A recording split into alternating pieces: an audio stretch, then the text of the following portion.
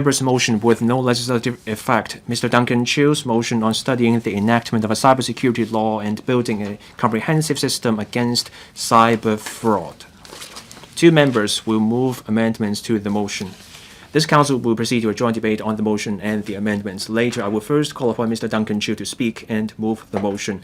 Then I will call upon Mr. Gary Chen and Dr. Simon Lee to speak in sequence, but they may not move the amendments at this stage. The joint debate now begins. Members who wish to speak, please press the request to speak button. I now call upon Mr. Duncan Chiu to speak and move the motion. Mr. Duncan Chiu. President, I declare that I'm a consultant with a telecom operator. I move this motion not just to propose studying a cybersecurity law to tackle cyber fraud and to better protect people's property. There's more.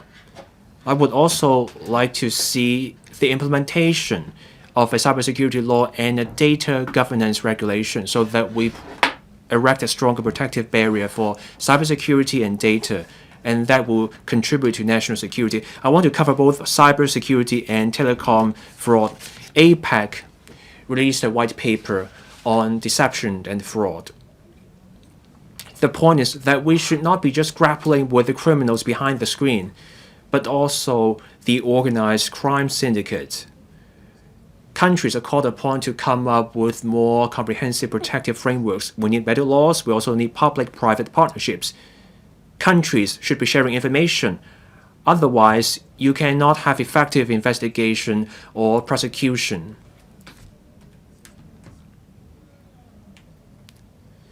Now, I'm a representative on a body for APEC. I'm calling for tripartite collaboration between the government, the business, and the community. This is in line with APEC's thinking. I also wrote to APEC about Hong Kong's anti-fraud efforts. Last week, at the policy address consultation, I met with the chief executive. I also made a suggestion about the cybersecurity law. I hope this gets the government's consideration. Cyber fraud is a global problem. Most fraud is committed by crime syndicates. They hire people, they use cutting-edge technology, they use SMS messages, social media platforms, websites. They find a vulnerability and then they exploit it so that they can scam people. These scams are transboundary cases. Once the criminals get the money, it's hard to track them down. Anywhere in the world, you can register a website, you activate a SIM card, you put an ad online, you send a message, you create an account on instant messaging app. The cost is very low. That's why scammers use fake accounts, shell companies. These numbers are throwaway numbers, so you cannot track down the criminals. So many places have enacted their cybersecurity laws. Our country has done it, so has the EU, Japan, Singapore, Japan, and Macau. Those places now have cybersecurity laws in place. Common requirements include more responsibility on telecom operators and also control over content. Those platforms are required to take positive steps to identify and remove or restrict access to message information that promotes terrorism or spreads false information. And then there is a tiered system based on the risks of those platforms. Some countries also mandate the deletion of false information. Singapore requires platforms to use tools to remove misinformation and such as phishing messages, false investment cases, and then within a certain number of hours, those platforms have to take down the content. Platforms are filled with ads and misinformation. Scammers keep shifting from one ad provider to the next. Now, for suspicious ads, Hong Kong's telecom operators do not take down the ads proactively. Platforms ask people to call the police, and when the platforms receive the police request, they then consider whether to take down the content. That takes a while. In the meantime, someone may have fallen prey, and the criminal has got the money, they have fled. And the scammers keep cycling through shell companies, fake accounts, and it's hard to track down the criminals. You try to track down someone after something has gone wrong. That's inefficient. All that you find is the throwaway numbers and IP addresses. So we have to get ahead of the scam, and we should be imposing a duty on platform operators. They should be using technological tools to block websites or accounts. They should use AI tools. Go through the content that has been blocked. That's how we can get ahead of scammers, and that's how we can protect people from fraud. Now, the police are struggling with investigations. There is no requirement to keep backup copies of the primary data, and that makes investigation hard for the police. So we should require internet service providers and telecom providers to keep copies of the primary data and server data so that the police will have an easier time tracking down the data about the false information. Experience elsewhere, including the mainland, shows we can enact a cybersecurity law to block misinformation. Now I turn to phone scams. Now, phone scam numbers have moderated, but the impact on people remains the same. Many people are on guard. They get an incoming call starting with the number 3 or 5. People simply do not pick up the phone.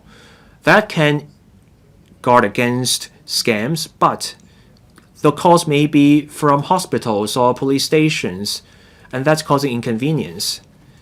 I'm a member of the board of the hospital authority, and I also serve on the board of CHIU Hospital and Princess Margaret Hospital. So what's happening is affecting hospital operation. On the 28th of May this year, I put in a written question.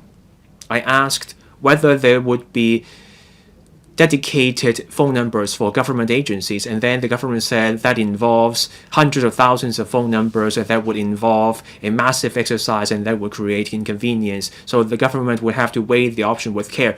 I was disappointed by that reply. We don't have to change every single number from public agencies. We simply work on agencies with such needs, such as hospitals and police stations. Let's give them phone numbers starting with 1. Those numbers are just needed for outbound phone numbers. We have 43 public hospitals. We just give a few lines to each hospital. Altogether, you just need hundreds of phone numbers, and that's it. And then publicity can go hand in hand with the effort. People will be assured that they can safely pick up a call from a number starting with 1. So a few hundred lines will make it easier for hospitals to call people about follow-up consultations or picking up their drug refill.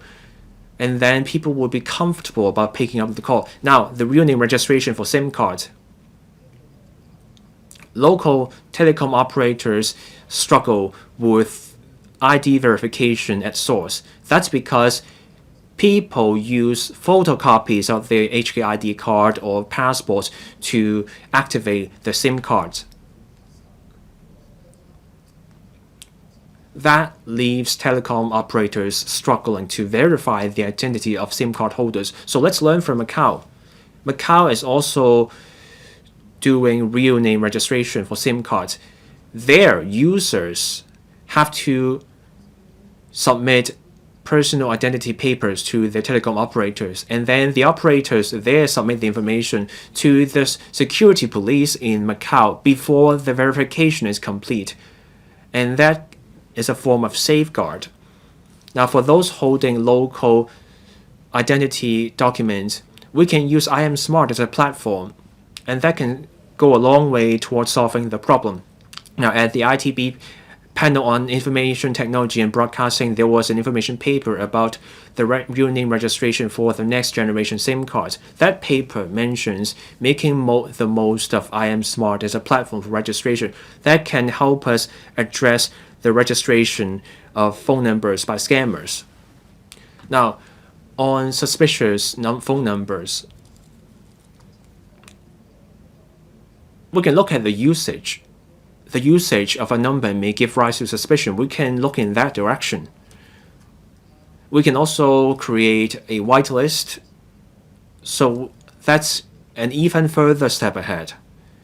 That's how we can get one step ahead of scammers. Scam criminals exploit every loophole they can.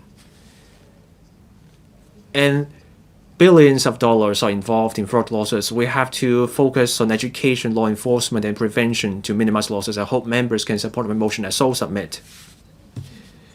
Mr. Duncan Chiu, please move your motion. I move my motion. 現在嘅待議議題係邱達根議員嘅。I now propose the question to you that Mr. Duncan Chiu's motion be passed. Mr. Gary Chen. Thank you, Deputy President. We all say that with pictures or images, we will know the truth. As long as there are photos, we always believe in them. With the rapid development of technology as well as generative AI, we can make use of computer technology to form fake pictures or simulated images. And this blur the truth or the boundary between truth and false information. Information can spread very quickly on the internet nowadays. Even with a video or an image, it may not necessarily represent the truth. We see that the government is facing a huge challenge in combating cyber frauds. Last year, there were in total 45,000 frauds, of which 60% were cyber frauds. This shows that cyber frauds have become a major category of deception cases.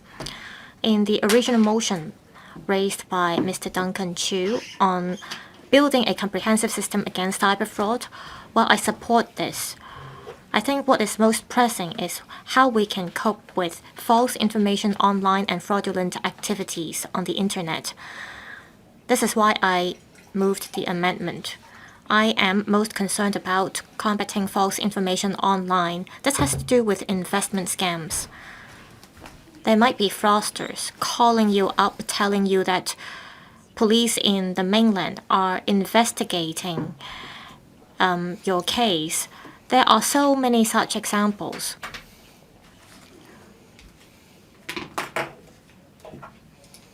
If you see a principal government official making an announcement on TV or on an online platform, or an advice from expert about investment, this could be very appealing to the public. I remember that this March, Mr. Paul Chan, the financial secretary, said in a media interview that international investors, they are confident about the market in Hong Kong, and so they have been buying stocks from the equity market. I read this news, and within a very short period of time, I got another news. And in that news, it says that the government has already set up an investment platform, and it included information about a speech made by the financial secretary. This is clearly a fake video. And I see that the SAR government quickly clarified that it was a fake video. However, such information already got spread on the internet. I believe a number of citizens thought it was a true video. The examples I raise could be seen online every day. They are in different forms and they are spread everywhere on the internet. It's hard for government to clarify every time, and for members of the public or those concerned, they may not even know themselves whether they had said something like that or had made a video themselves. There are people who impersonate celebrities or public figures, and they make use of fake social media accounts to scam people. For example, they will ask people to get air tickets, or they will scam you out of your money using your credit card number. With a more mature development of deep fake, it's hard for people to tell whether the information is true or false. And I believe a lot of people have had their information stolen. The situation is very serious, and I think the government needs to do something about it. I agree with Mr. Duncan CHIU. If this problem cannot be addressed, we should learn from Singapore. The government should send order to stop information from spreading or to block certain accounts to combat cyber frauds. I so submit. Thank you. Dr. Simon Lee. Thank you, Deputy President. I thank Mr. Duncan CHIU for the motion. I speak in support of Duncan CHIU's motion on studying the enactment of a cybersecurity law and building a comprehensive system against cyber fraud. Cybersecurity is closely connected with national security. So in order to safeguard national security, we have to ensure cybersecurity, and this is a key area of safeguarding national security. Like said in the original motion, we should not only focus on cyber frauds, but we should take the opportunity to manage the internet. For example, we should stop false information from spreading. We have to face this issue in the digital era. And while we take forward an legislative exercise, I think what is the most difficult is to ensure law can be enforced and that information on the internet can be managed. A lot of times, information is spread outside Hong Kong. We currently focus on acts that happen within Hong Kong. So we only have jurisdiction over crimes that take place in Hong Kong. However, for crime syndicates or servers that are situated outside Hong Kong, law enforcement agencies from Hong Kong cannot intervene directly. Different jurisdictions have different definitions on cyber frauds. In some countries, a certain act might be lawful, but in other places, the same act might be illegal. So it's hard for Hong Kong to exercise jurisdiction. In the European Union, there are strict rules in terms of personal data, and they may reject Hong Kong from certain requests. We also have Budapest Convention and other international conventions, and it's hard for us to cite the international conventions and ask for assistance from other countries, even if a certain crime has been proved. Will the government consider this? When we try to legislate for cybersecurity, we may want to streamline the procedures for proving a certain crime. You may want to accept information provided by members of the public. In terms of cross-boundary evidence collection, well, in crimes, we often have to freeze the proceeds from crime and we have to collect evidence. Under the existing mechanism, if we want the assistance from other countries, it may take months. And this is a huge loophole for investigating cross-boundary cyber frauds. In a few months' time, crime syndicates may have already disappeared. Crime syndicates always make use of servers or encrypted tools outside Hong Kong, and it's hard for us to get evidence. In Hong Kong, certain data will have to be saved, and we have to, through diplomatic means or judicial means, to apply for data from other country. Therefore, in terms of evidence collection, the SAR government may want to accept evidence or hearsay evidence from the public if certain service provider rejects to provide information. There have also been controversies about freedom of speech. We have to differentiate between malicious acts or negligence. We have to introduce a statutory defense mechanism. My amendment focuses on extraterritorial law enforcement capabilities. I think when we try to take forward legislation, we have to consider the above. I so submit. Secretary for Security. Deputy President, I thank Mr. Duncan Chiu for moving this motion, as well as Mr. Gary Chen and Dr. Hoey Simon Lee for their proposed amendments. I thank them for their views and suggestions on this important topic, studying the enactment of a cybersecurity law and building a comprehensive system against cyber fraud. I know online fraud is of great concern to us. First, cybersecurity is a broad concept covering the protection of network infrastructures, combating cybercrimes, safeguarding personal data, and ensuring the secure flow of information. As an international financial center, Hong Kong's digital economy is developing rapidly. All these aspects are essential for the long-term development of our society. Different jurisdictions have adopted various approaches to cybersecurity legislation. For example, the mainland cybersecurity law of the PRC covers not only online frauds and cybercrimes, but also personal data protection, real name registration, critical infrastructure protection, and content management, among other key areas. In Hong Kong, on safeguarding cybersecurity, we invoke different pieces of legislation to target specific related issues. Regarding personal data privacy and technology-related offenses, we have the Personal Data Privacy Ordinance, which has been amended over time to criminally regulate doxing and direct marketing. For crimes committed using computers, we rely on Section 161 of the Crimes Ordinance Cap 200, that is, using computers dishonestly. As for fraud, there are multiple laws dealing with different types of fraudulent acts.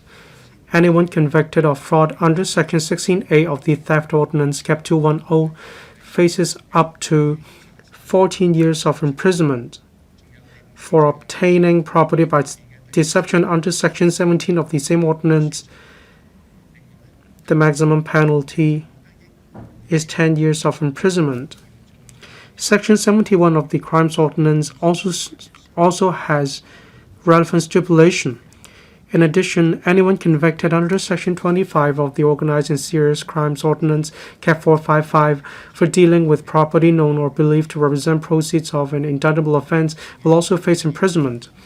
These laws provide strong tools for law enforcement to combat fraud. As Mr. Gary Chen mentioned, with the global trend of the Internet, social media, instant messaging apps, and e-payment tools, many jurisdictions have seen a marked rise in fraud cases in recent years. Hong Kong is no exception. According to the latest figures, there were a total of 17,077 fraud cases in Hong Kong from January to May 2025, an increase of 8.4% year-on-year. On these, online fraud accounted for about 70% of all cases, up 18.1% year-on-year. Despite more cases, the amount involved has dropped by 24.3% year-on-year. This reflects that our efforts in prevention and enforcement have achieved some results, but this also shows that fraudsters are constantly changing their tactics. Our preventive work must keep pace with the times. It requires collaboration among different parties. The government agrees with Mr. Duncan Chiu that to effectively combat fraud, we must actively promote collaboration among the government, the business sector, and the community. We need to build a comprehensive anti-fraud regime from multiple perspectives. At the government level, in recent years, we've done a lot of work to promote legal reforms, continuously review and improve existing laws and regulations, and strengthen both local and cross-boundary law enforcement cooperation. In 2019, the Law Reform Commission set up a subcommittee to study this issue.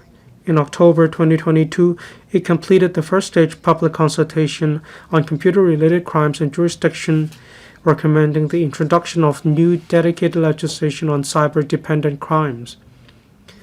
This would cover 5 types of offenses, including illegal access, interception, interference with computer data and systems, and providing equipment or data for criminal use.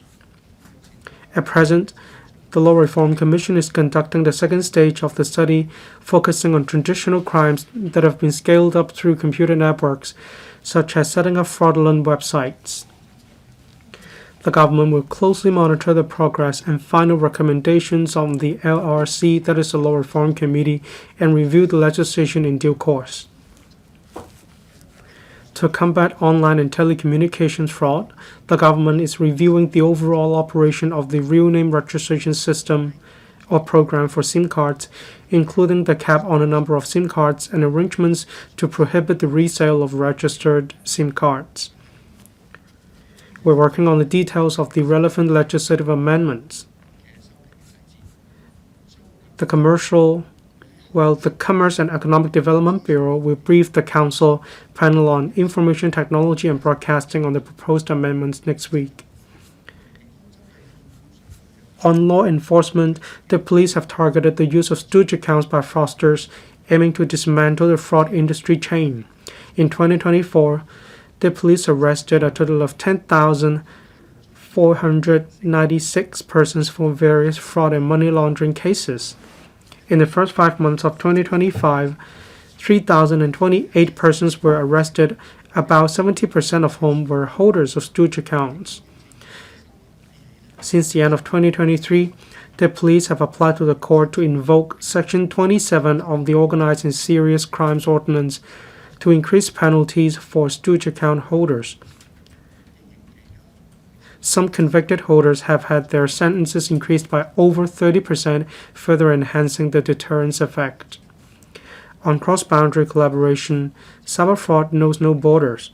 As Dr. Hoey Lee mentioned, enhancing overseas law enforcement capabilities and cross-regional judicial cooperation is crucial for combating cross-boundary fraud and cyber crimes.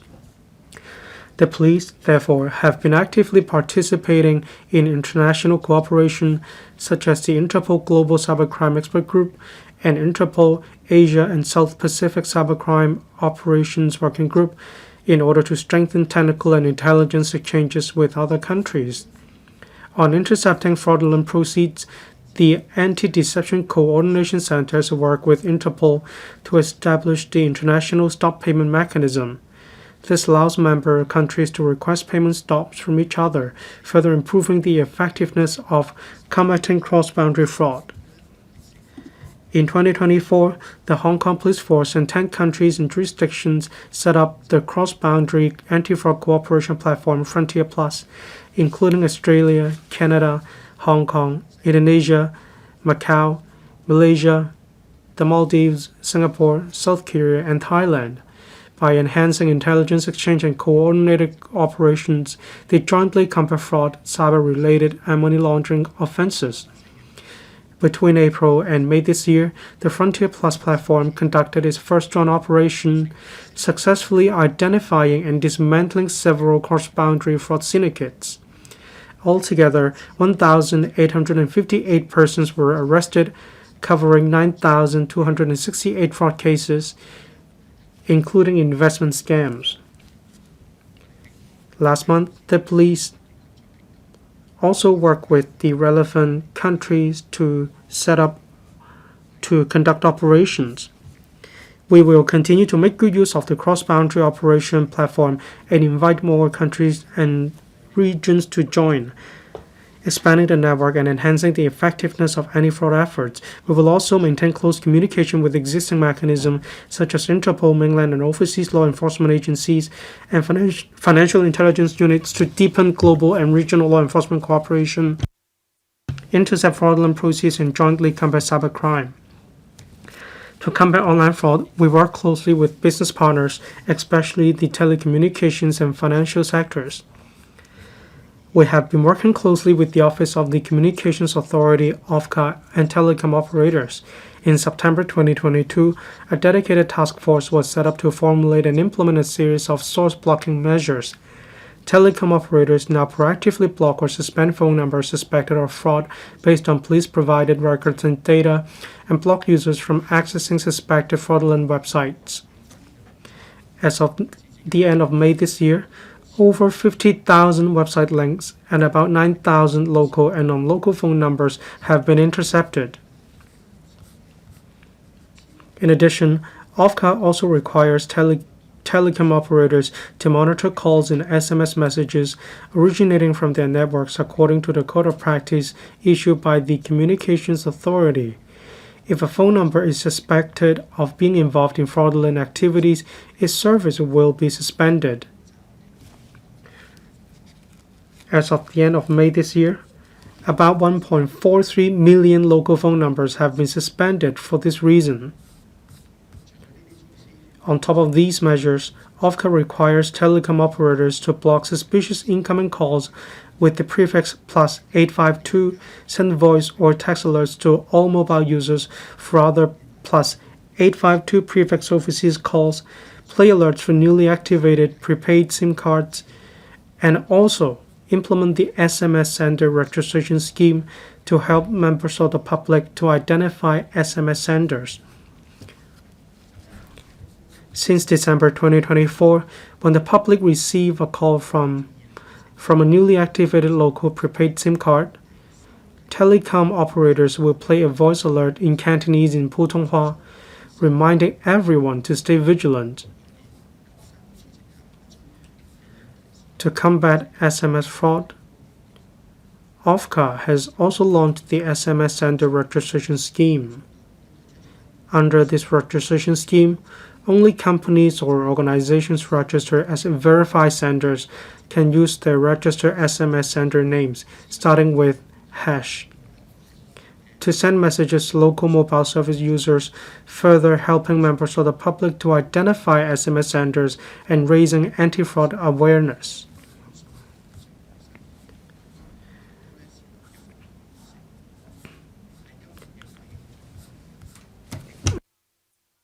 On collaboration with the Financial Center, the police have worked with the Hong Kong Monetary Authority and the banking industry to launch a series of joint anti-fraud measures. Since May 2023, the fraud alert scheme has been implemented to proactively identify scam victims.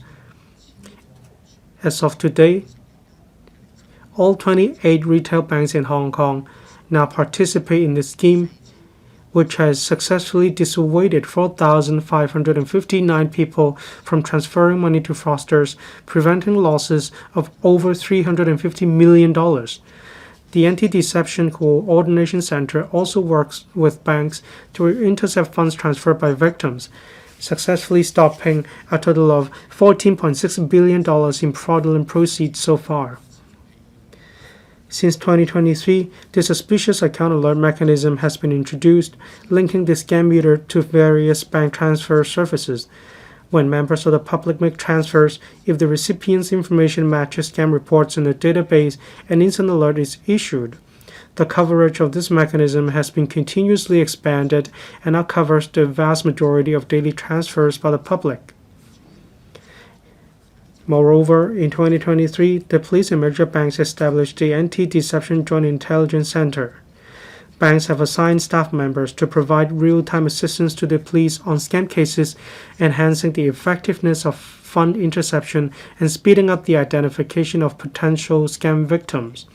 Since the setup of the center, the average response time for banks to intercept fraudulent funds has been significantly reduced to 1 hour. Through enhanced monitoring and proactive intervention, the center effectively protects those who cannot be contacted or refuse to believe they have been scammed. On collaboration with the community, the police has been working with various community organizations to promote anti-fraud messages. For example, through the Care Teams network, anti-fraud information is delivered directly to households. The police also collaborate with universities, social welfare organizations, and employment agencies for foreign domestic helpers to design targeted anti-fraud information for high-risk groups, such as new arrivals, the elderly, and foreign domestic helpers, ensuring wide and comprehensive coverage. The police have also received support from the public and private organizations in different sectors to organize large-scale community events. Examples include the All-City Anti-Deception Carnival held at the WKCD, that is West Kowloon Cultural District, last December. We held different activities in, for instance, Ocean Park.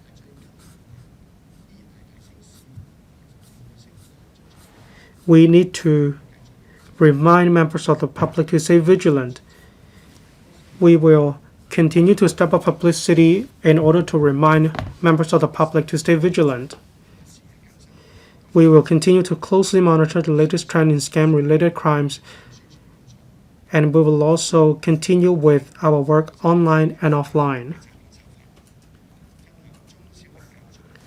We will be sharing teaching materials at secondary and primary schools. We will hold press conferences. We will upload contents onto Douyin accounts in order to raise public awareness about the prevention of scams. We use different mobile promotional platforms such as vehicles so that these vehicles can drive around Hong Kong.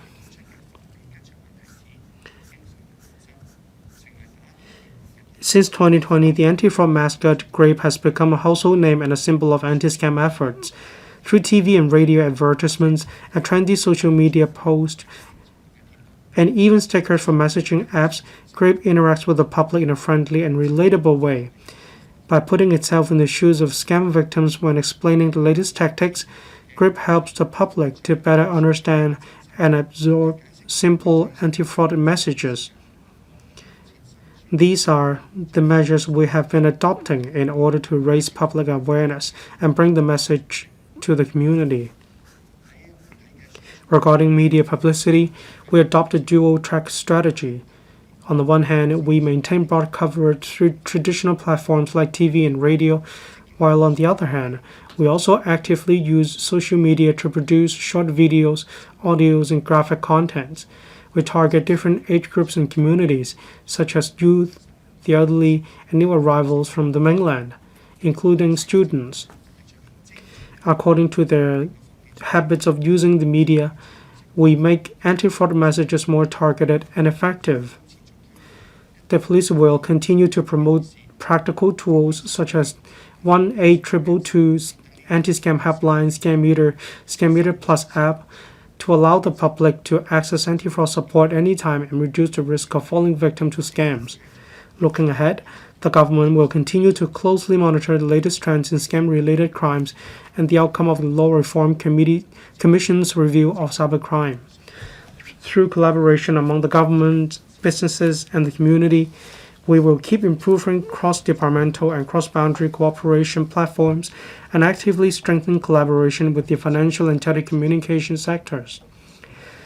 Meanwhile, we'll continue to step up publicity and education to raise public awareness and reduce the risk of scams at source.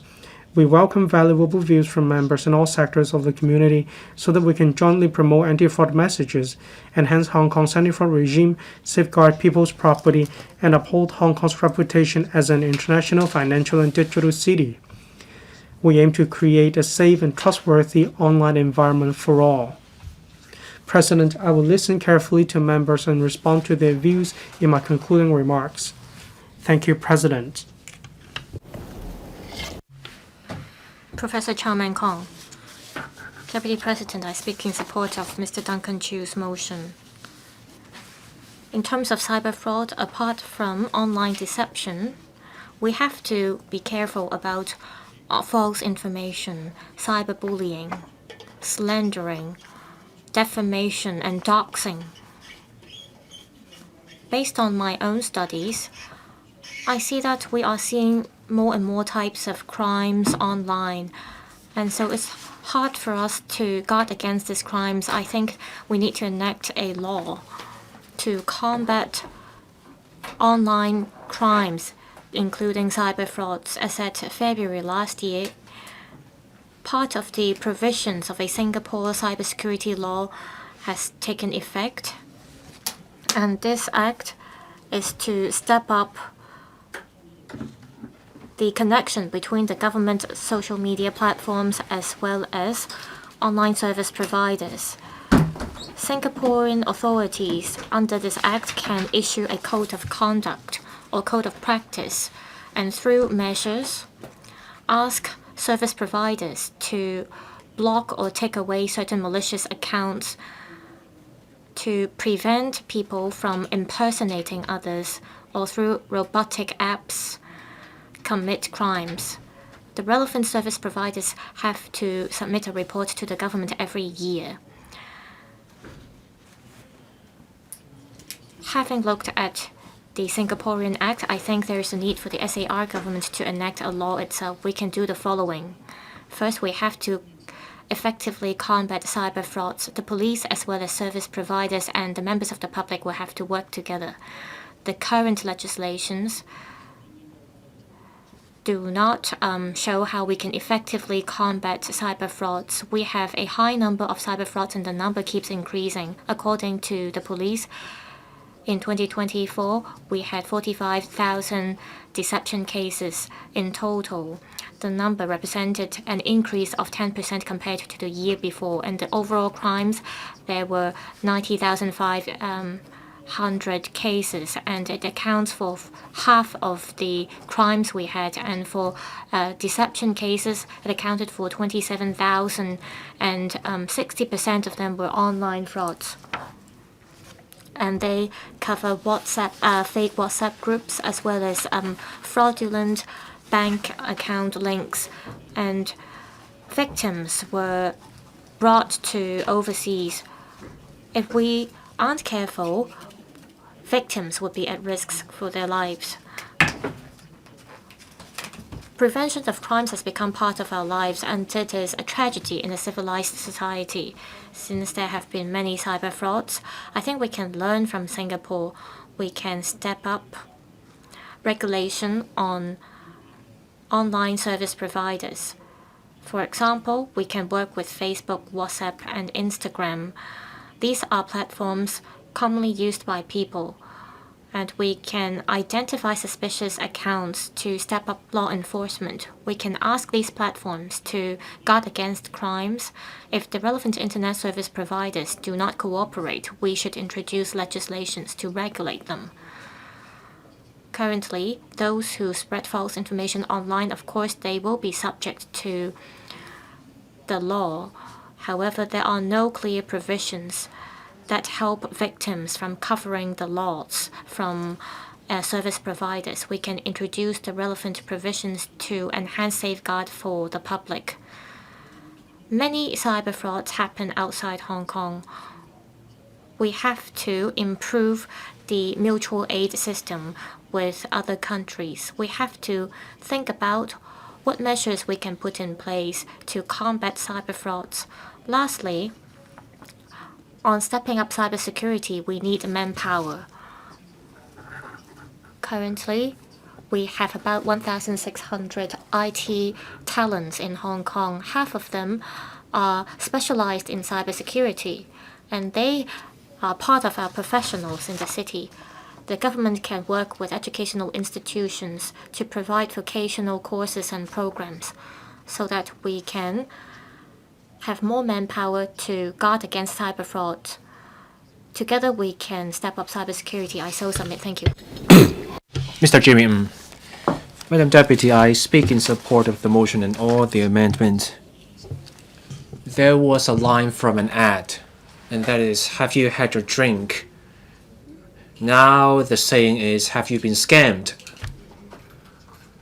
This catchy slogan comes from the police. I saw this huge poster near the entrance of the Cross Harbour Tunnel. It was eye-catching. That poster points to surging fraud cases. The Security Bureau and the police force announced a leaderboard of the emerging kinds of fraud. Topping the chart were e-shopping fraud, and then investment scams and employment scams, social media scams, and also unauthorized access to accounts. Social media and internet are everywhere. Scams shot up in numbers. Last year there were 44,000. And that's up 4,600 from a few years ago. Over 60% of all scams were online scams. Now, let's turn to losses. Losses surged 90% over 2 years. Last year, it was $9.15 billion. 72% of the sum were lost to investment scams and phone scams. And let's also look at suspicious transactions related to fraud. We are 10% above the global average. And that means there's an explosive growth in cyber scams. We don't want to be a city known for cyber scams. So the time has come for the government to take targeted action. Our laws on cyber fraud are scattered. That we have the crime on access to a computer with dishonest intent, and then we also have the PCPO on doxing. In March this year, LegCo passed the Protection of Critical Infrastructures Computer Systems Ordinance that was to protect critical infrastructures from attacks. Something is missing, and that is a dedicated and systematic cyber security law. That's what it takes to combat cyber fraud. There is a pressing need to ensure cybersecurity. Cybersecurity brings risks at two levels. One, you have political risks. Now we have the National Security Law and the Safeguarding National Security Ordinance. So two national security laws, but there remains soft resistance online, and then you have AI-generated content that looks just like the real thing. So now there's a much greater risk of misinformation being spread online. We have to be vigilant. And we also face economic risks. I mentioned investment scams, and that involved investment. Stable coins are all the rage these days. Mr. Christopher Hoey said licenses will be granted for stable coins this year. The time has come for Hong Kong to shine. So the BPA believes Hong Kong should develop along the lines of stable coins and offshore RMB. To make that work, we will need the support from the Central People's Bank and Central People's Government and the People's Bank of China. And the amounts involved in settlement will be astronomical. So any minor cybersecurity risk can lead to huge losses. Scammers' tactics are constantly evolving. We should not be acting only after we spot a loophole. Instead, we should go full steam ahead in studying the enactment of a cybersecurity law so that we combat cyber fraud on all fronts. Let's also step up regulation of artificial intelligence. We need a dedicated department to do cyber patrols. You see something off, you act right away. If people lose faith in cybersecurity, we will lose our status as a financial center. So let's seize the moment. Let's legislate for cybersecurity. Let's do education programs so that Hong Kong can be a city known for its cybersecurity. Mr. Tang Fei. Madam Deputy, I support Mr. Duncan Chiu's motion and the amendment. We are a super connector, not just in finance and commerce. We can also play a role in international collaboration over anti-fraud enforcement. We need international collaboration to address cyber scams. This is a problem so top of mind for people and so closely related to people's well-being, and we can foster our collaboration with Southeast Asian countries, and that's how we can enhance our international profile. So we're killing two birds with one stone. Now, on counterterrorism, our country set up the Shanghai Cooperation Organization in 1996. Now, on combating crime, there was a cooperation mechanism based on the Mekong River Delta set up in 2011. So can we get our country's support on combating cyber fraud, and then we come up with a regional or international collaborative framework? I agree with Mr. Duncan Chiu on Singapore Cybersecurity Act. They can block suspicious calls right away, and duties are imposed on Singaporean telecom service providers, and also content or numbers can be blocked in Singapore.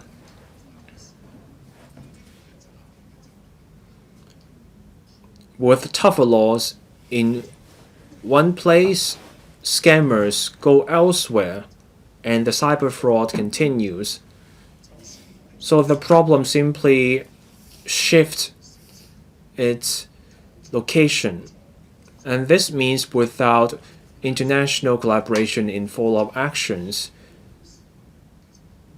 success will be limited in tackling fraud and protecting people. So we need not just domestic law enforcement, international cooperation also matters. I also agree with Dr. Simon Lee's point, and that is, are your laws targeted at what happens on your territory or at the people regardless of where they are? This is a question. So if you commit a crime against a Chinese national, wherever you are, you will be targeted. So we should be going after the criminals wherever they are, even if they are outside Chinese territories. So we should be going after those criminals. Now, on telecom fraud, now we have the Anti-Deception Alliance in Hong Kong. We should be working with the police intelligence divisions. We should be going on joint operations with those counterparts. Laws vary on cybersecurity from one country to the next. The real name registration system is present in some countries but not in others. So, can we first get our country support, and then we leverage the international ties and reputation of our police? Can we work with neighboring regions and come up with a regional and international enforcement and coordination mechanism targeting cyber fraud? We need institutions. We need international agreements. We need cross-boundary or international summits. And then we do international summits. Our country has already set up the Mekong River framework and the SCO. So can Hong Kong take one step further? Can we do international cooperation? And that can also give Hong Kong greater say in the international arena. Dr. Johnny Ng. Thank you, Madam Deputy. I thank Mr. Duncan Chiu for his motion so that we can discuss how we can strengthen our anti-scam system. The government has acted against cyber fraud over the years. The results are there for all to see. We have enacted the Protection of Critical Infrastructures Computer Systems Bill. That was our first comprehensive bill on cybersecurity. That's to protect critical infrastructures, meaning those essential to social services, public services can continue.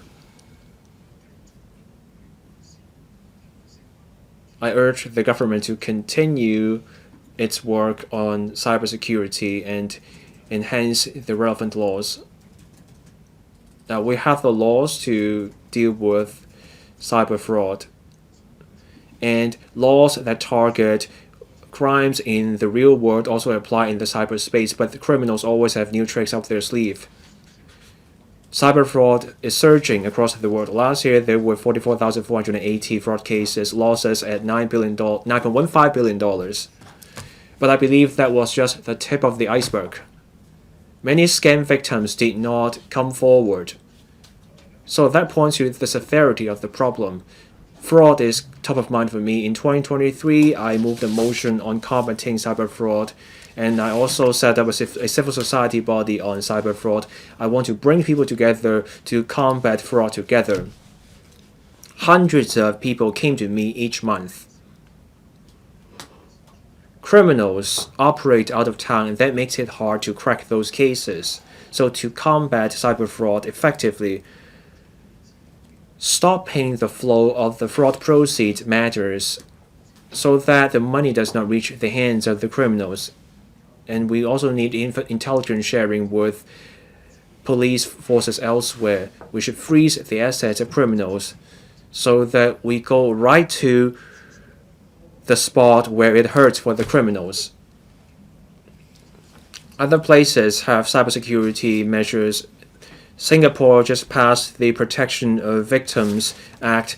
So when the Singaporean police suspect that someone has fallen prey to scammers, they can restrict the account of the victims. Malaysia also has a platform on fraud. people who fell prey to scam can call the platform, and the police will step in and track the money. The EU also has an office on fraud. The mainland leverages fintech companies, algorithms, and blockchain are leveraged. So they detected fraud cases involving cryptos, and that recovered tens of billions of yuan in losses. So there's prevention and also combating, and then there's relief, including setting up funds to indemnify people. The mainland payment platforms have teamed up with insurers on such funds. The EU has also enacted regulations to minimize losses, and also a system to apportion responsibility. So when a bank fails to verify a customer's identity and that leads to losses, the bank will be partially responsible. So for us, we should set up a cross-disciplinary sector. We need the tech sector and the government to get involved. We should focus on the source in combating cyber fraud, so that we can nip the crime in the bud. We need a system to deal with that, so that we enhance cybersecurity. All in all, cybersecurity is among the most complicated issues for the world. To ensure cybersecurity, we need sustained efforts to shore up cybersecurity. We should enhance technology. We should fight misinformation and guard against hackers and cyber criminals. That will require implementation of the laws and regulations. We also have to keep up with the times and enhance our systems. I so submit. Mr. Champulam, thank you, Deputy President. We discussed online scams. We discussed combating such scams. The financial sector and the insurance sector have taken different measures to combat these scams, including law enforcement actions. We also suggest strengthening promotion. But then, scammers always have ever-evolving tactics. Only scams, among other crimes, saw an increase, accounting for about 47.6% of all crimes. In other words, online crimes are moving in tandem with technological developments. I agree with Mr. Duncan Chiu that we need to enact a cybersecurity law. There are different pieces of laws, say the theft ordinance, as well as the organized crimes and serious offenses ordinance, but these are more passive in nature. We only tackle these crimes when we know that there are victims. As for AI deepfake, criminals impersonate political figures as well as celebrities to promote investment plans or programs. These were spread like wildfire on online platforms. Although some videos have been taken off the shelf, there were still some victims. The situation in Singapore is similar to that in Hong Kong. There's a surge in a number of online scams. In July 2027, Singapore enacted a piece of legislation empowering officials to take action whenever he or she has any reason to suspect or believe that there is any fraudulent element. Then, directives can be issued by the government to require internet service providers to stop spreading the relevant misinformation or to remove the applications in order to reduce the number of victims. Mainland China has also enacted different legislation to target this type of crimes. We not only tackle crimes within our country, we also need to tackle crimes beyond our country's borders. Online scams are becoming more and more rampant. We need to be proactive. The administration should draw reference from the from different jurisdictions to study the enactment of a cybersecurity law. Society has called for measures against such crimes. Social media platforms as well as e-commerce platforms should shoulder responsibility. They should remove fraudulent advertisements, and they should also take the offensive to verify suspicious accounts. I'd also like to point out the cross-boundary e-commerce scams. In these cases, scammers are out of Hong Kong. They orchestrate the scams in a remote manner. This makes it difficult for the police to investigate these cases.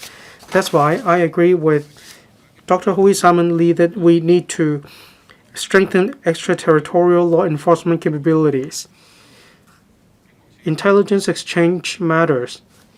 In April this year, the Hong Kong Police Force worked with 6 countries to launch an operation. This operation has yielded very good results. The Hong Kong police should work with Taiwan, Macau, and mainland China to pool resources to conduct operations as well as conferences. They need to compare notes, they need to exchange intelligence, they also need to draw reference from one another in order to guard against scams and to address the latest scamming tactics. Thank you, Reverend Peter Kuhn. Thank you, Deputy President. Technology is developing rapidly. The internet has become an integral part of our life. However, every day there are online scams and phone scams. They are threatening our property, safety, as well as the stability of society. According to the police, in the first half of this year, there were over 44,000 scam cases, accounting for about 50% of all cases. About 60% of these cases were online scams. This shows quite a large number of citizens were scammed out of their money. A lot of families have been plunged to the depths of their dilemma, of their plight. Scam tactics are ever evolving.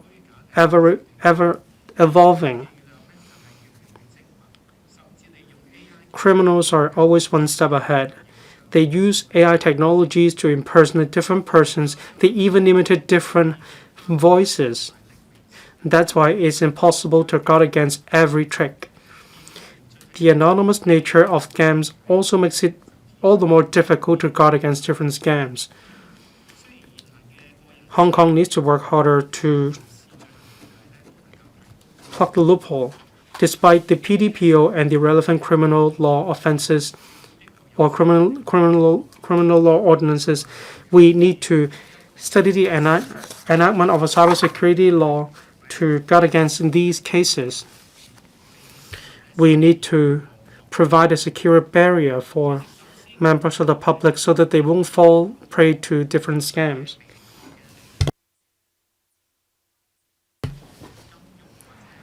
Government departments, telecommunications companies, financial regulators, financial companies, they need to shoulder the responsibility for safeguarding client data. If there is negligence on their part leading to leakage of data of clients, they should face penalties. These measures will strengthen the protection barrier for the public. We also need to strengthen the protection or the safeguarding of data. For example, we can draw reference from the GDPR from EU. It regulates the protection of data. For people violating the regulations, there will also be hefty penalties. In mainland China, there is a law of the PRC on combating telecom and online fraud. There is a real name registration system. This will reduce the likelihood of scams. We should also step up international collaboration. A lot of servers are located outside Hong Kong. If we rely only on the Hong Kong police, it will be very difficult for them to track down these scammers. We need a well-rounded anti-scam regime. We cannot let down our guard in any of the elements. in scam cases, banks are the first protection barrier. There should be more rigorous identification or identity verification procedures. Telecommunications should tackle this problem at source. They should block all fake numbers. These should be blocked. There's a flood of scam advertisements. Telecommunications companies need to work on this. There should be more publicity. Members of the public don't know a lot about different scamming tactics. The government should teach the public to identify phishing emails as well as fraudulent websites. We need to remind members of the public to stay vigilant. Cybersecurity has everything to do with the stability of society and the well-being of the public. We shouldn't just focus on studies. We need to stay determined to take real action. We need to set up a regime to protect data, while at the same time we need to ensure freedom of the internet. I so submit. Thank you, Deputy President. Mr. Stanley Lee. Thank you, Deputy President. I speak in support of the motion debate on studying the enactment of a cybersecurity law and building a comprehensive system against cyber fraud. I support the motion as well as all the amendments. Cybersecurity is seriously threatening the property of the public in Hong Kong. In 2024, over 44,000 of fraud cases were seen in Hong Kong, leading to an amount of $9.1 billion. Scam cases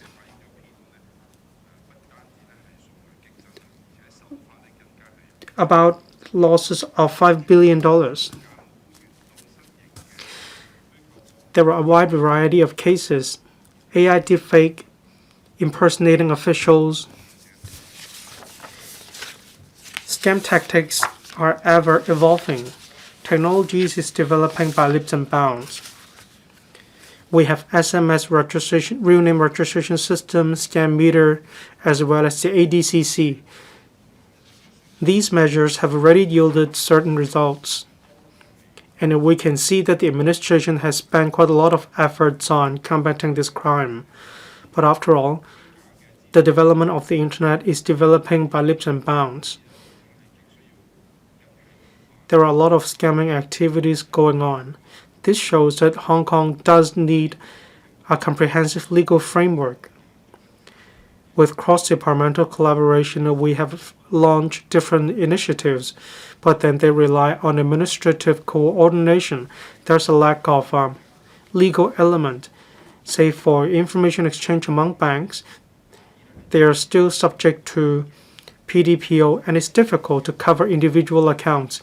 In accordance with the existing theft ordinance, deception and scams are covered, but when it comes to new issues such as misinformation, there's a lack of regulation. That's why in the face of AI scams, virtual asset scams, it is difficult to combat these crimes. In December 2022, the mainland China introduced the law on combating telecom and online fraud. The results have been great. In December 2022 until December 2023, between this period, a total of 13.89 million people received assistance. A lot of messages and phone calls were blocked. This involved a total of 320 billion RMB. We need to promote cross-boundary law enforcement actions being taken. This will help build a system to guard against these scams. Hong Kong should draw reference from the experience of mainland China. One, we need to set up a comprehensive legal framework. We need to have a piece of legislation. We need to set out clearly the responsibility when it comes to filtering misinformation. We also need to take into account AI deepfake scams as well as virtual asset scams.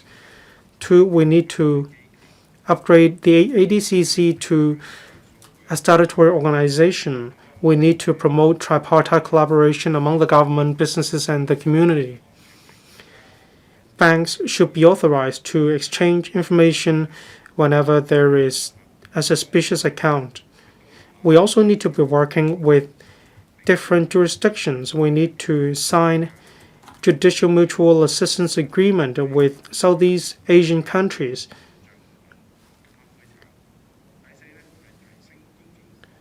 We also need to strengthen publicity and incorporate anti-scam education into local curricula. We need to help the old as well as overseas students studying in Hong Kong to be familiar with different scams. We also need to promote 1-822, the anti-scam hotline. When there are scams, this will jeopardize the position of Hong Kong. We have an international reputation, but this will be at stake.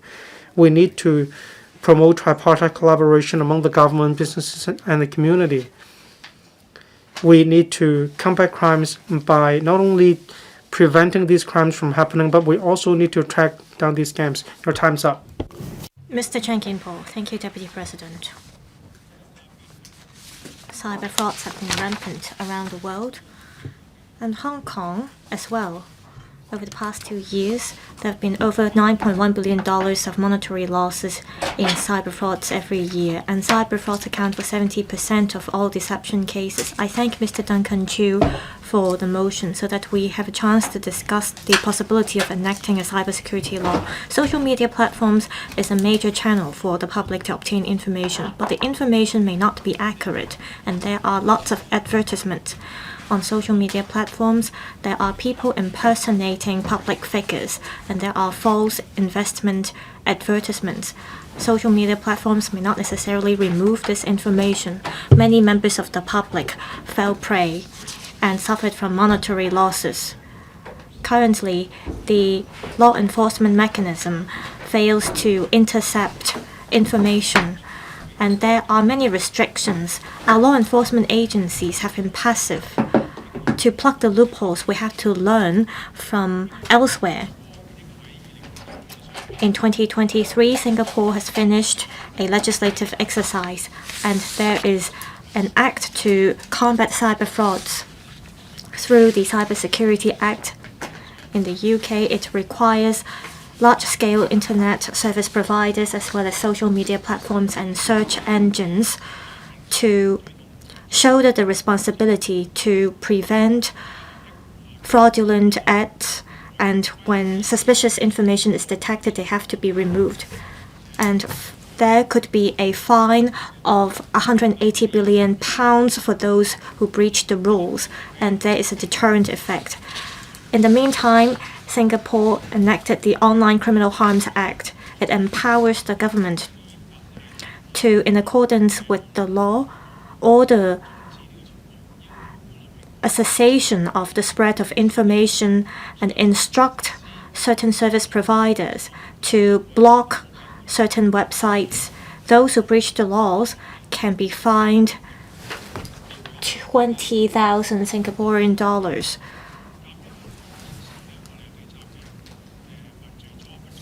We do not have enough deterrent legislations in Hong Kong, so we have to learn from overseas and ask enterprises to shoulder the responsibility to combat frauds. This is to protect people's property. Investment scams as well as romance scams have been rampant, and the ultimate goals of these scams is to lure victims to transfer money. And so banks are the last line of defense. Early this year, the Singaporean government passed an act. Those who transfer money involving scams, banks could stop the transfer. And this kind of intervention mechanism can help intercept money flow before fraudsters get the money. We can learn from this model. The relevant government departments in Hong Kong have been adopting a cross-departmental approach. This includes the Scam Meter app of the police force. There is also the SMS registration system of OFCA, and the HKMA also has the relevant measures in place. This is to increase people's awareness of cyber frauds. However, we cannot only rely on the government's efforts to combat frauds. I support this motion. I urge the government to study the enactment of a cybersecurity law and clarify the responsibilities of relevant platform operators and the government. Thank you. Mr. Ronald Chen. I thank Mr. Duncan CHIU for the motion. Earlier on, we had a discussion on excessive use of the internet by young people. The internet has become part of our day-to-day life. Both in the online world as well as in the physical world, there are many risks. Fraudsters try every means to steal people's property. Around the world, there have been large-scale cyber attacks. They target luxurious brands in France as well as large-scale retail operators in the UK. The situation is worrying. We have to stop scams at source to enhance cybersecurity. On this motion, I'd like to focus on tripartite collaboration among the government, the business sector, and the community. We have to come up with tools and ways to step up cybersecurity, and the ways to do it is different from that in the physical world. At homes, we may have doors and locks or even safes at home to protect our property, but in the cyber world, we have to have experts to come up with antivirus software or encryption technology. In the online world, the police stresses that they are covered by our laws as well. However, cybersecurity or cyber frauds have been rampant, so we have to step up protection. In 2017, on the mainland, there was a Cybersecurity Act, and it covers internet service providers, operators, as well as regulators. It helps protect the critical infrastructure. And also, there is the Data Security Act as well as Personal Information Act, and together they form a comprehensive framework. In Hong Kong, there isn't a dedicated law for these. Earlier this year, we passed a law on critical infrastructure, and that's similar to the laws in the mainland. However, should we further consolidate other legislations concerning crimes, well, I adopt an open mind. On tripartite collaboration among the government, the business sector, and the community, the HKMA back in 2016 rolled out an prevention scheme, and it was updated in 2020. There are professional training schemes as well as information sharing platforms. Since the launch of the scheme, it's been well received because it is understood to help protect cybersecurity. I hope that based on the latest technology development, the government or the relevant organizations will upgrade these schemes.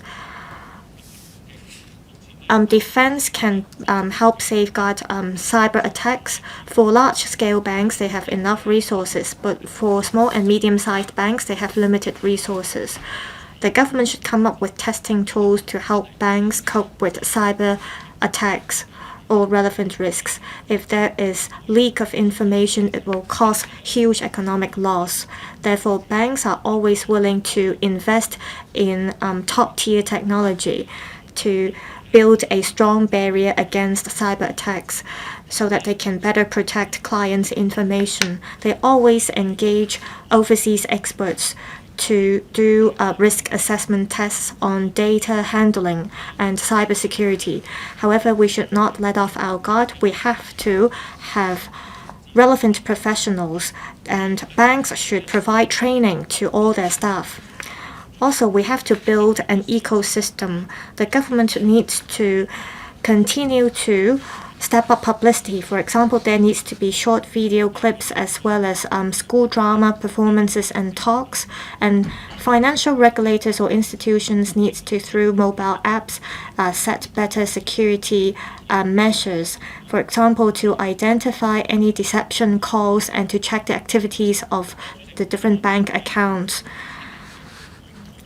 Now, cybersecurity needs to be protected,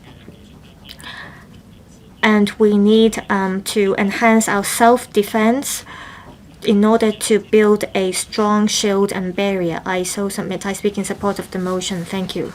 Dr. Lo Wai Kwok. Deputy President, I thank Mr. Duncan Chiu for the motion as well as the two other members for their amendments.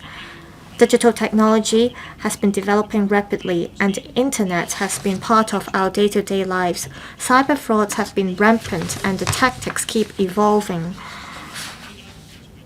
With the advancement of AI technology, fraudsters have been making use of AI to stage scams. For example, through deepfake, people fall prey. Statistics show that in 2024, there were 3,930 online investment scams involving $2.26 billion.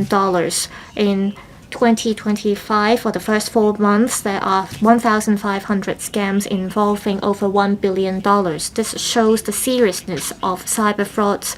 We have to face up to the problem and resolutely cope with the risks. Therefore, I support the major idea of this motion. I think we need to enact a cybersecurity law. We have to work with different sectors of the community to build a comprehensive system against cyber fraud. First, the SAR government needs to improve the existing measures to combat cyber frauds. It should urge relevant stakeholders to work with it. The police force rolled out Scam Meter as well as the Scam Meter app. Also, it has been working with the banking sector on the payment stop mechanism. However, with evolving modus operandi, as well as with AI technology, the government should devote more resources into upgrading the existing mechanism to strengthen our defense. At the same time, the government should step up cooperation with the telecom and tech sector to build a cross-departmental and cross-sectoral anti-deception platform. For example, it can promote the SMS registration mechanism to intercept any suspicious calls from overseas. It should also block malicious websites, and it should come up with a self-disciplined mechanism among sectors so that different sectors can shoulder the responsibility to guard against cyber frauds. The government should also learn from other advanced jurisdictions to come up with its own cybersecurity law. In 2022, in the mainland, it implemented the cybersecurity law and it stepped up penalty on the relevant offenses. In 2024, it also promulgated a Telecom Act to guard against cyber frauds. This is to further improve the legal system in the mainland. The SAR government should follow suit and enact a cybersecurity law as soon as possible. It should state clearly service providers' responsibilities and come up with a reporting mechanism and also step up penalty against offenses relating to cyber frauds. With globalization, we see cross-boundary cyber frauds. Hong Kong is an international financial center. It is closely linked to other places in the world, and it can easily become a target of crime syndicates. With just our own effort, we cannot effectively combat cyber frauds. Our country has been working with Myanmar and Thailand to combat phone scams. The SAR government should have the support of our country to build a closer cooperation mechanism with other law enforcement agencies in the world so that together we can bust the crime syndicates.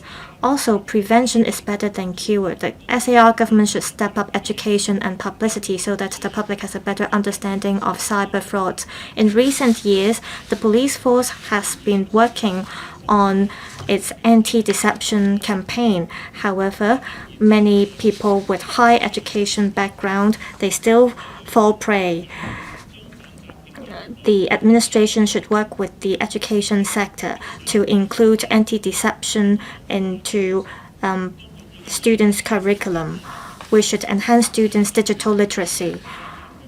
The government should make use of the efforts of district care teams as well as district council members to disseminate information. We should educate, especially our elderly people, to enhance their ability to guard against cyber fraud. Thank you.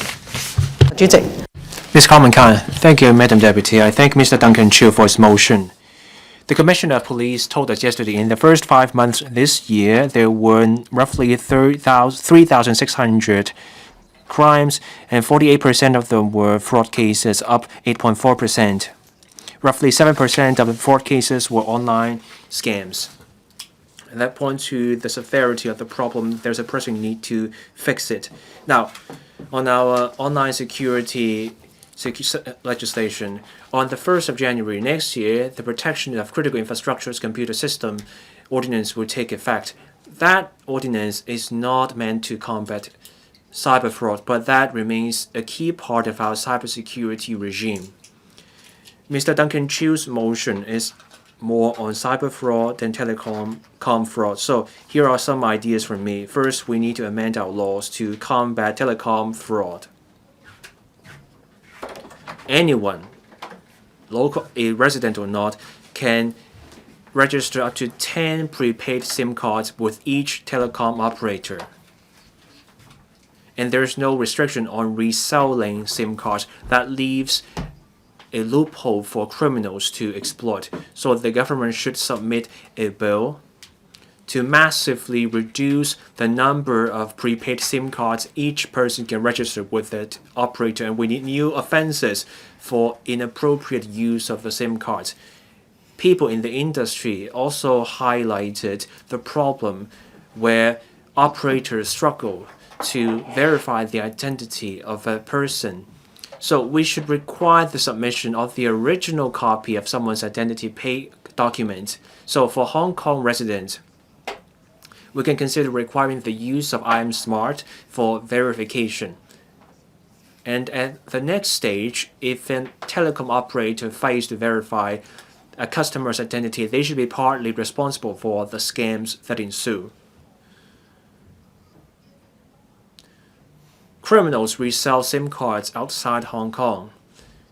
So to address that, we should learn from the successful example of the offense of doxing. So we should have some kind of extraterritorial effect.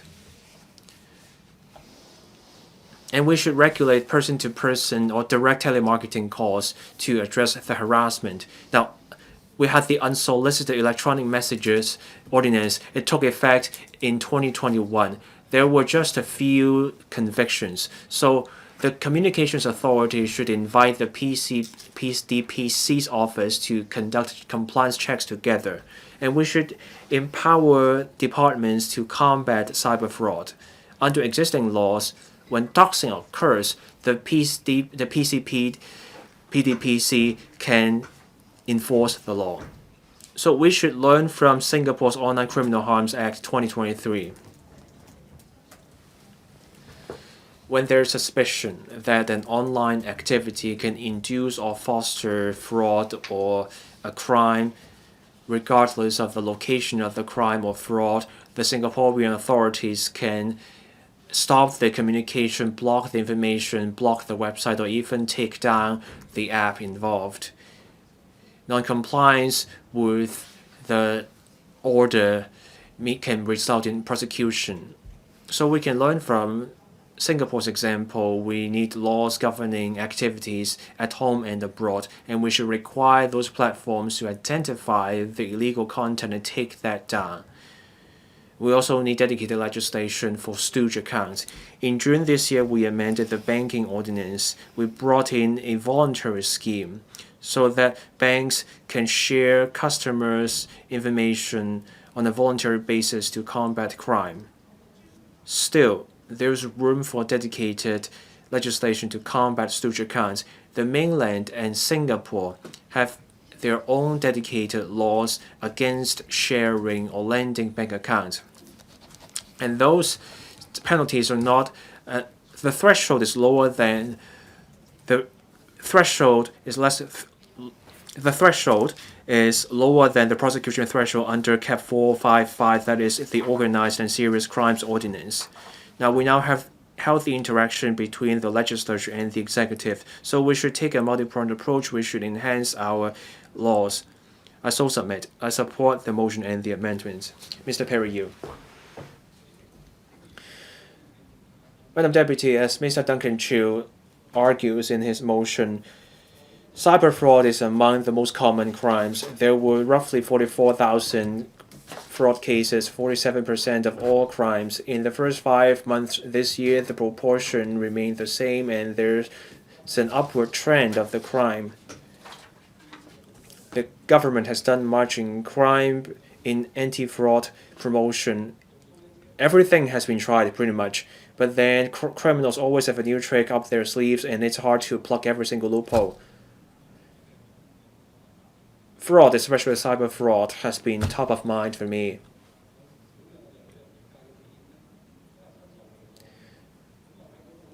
Businesses in the travel industry suffered. Consumers lost money. Businesses also suffered because they have to follow up on cases, and they also suffer in their own ways.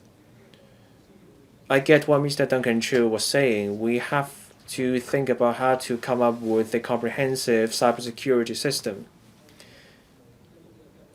I have been following such cases since 2023. I've been in touch with the police, the security bureau, and also I've been working with the travel industry authority and the cyber and technology crime bureau of the police force. There were bogus websites purporting to be websites of travel agencies, so I could work with the Cybersecurity and Technology Crime Bureau of the police force to act right away. So we should be taking down those websites right away.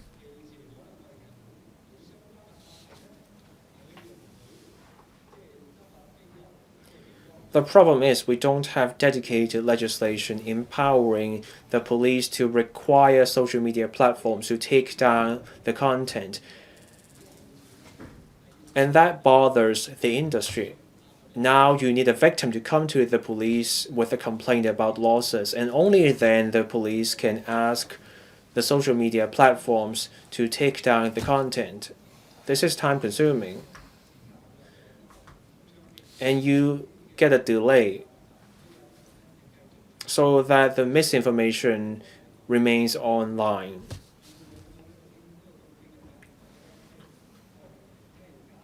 So I do see the need for a comprehensive cybersecurity system, and when needed, we should legislate for cybersecurity. This is important for people.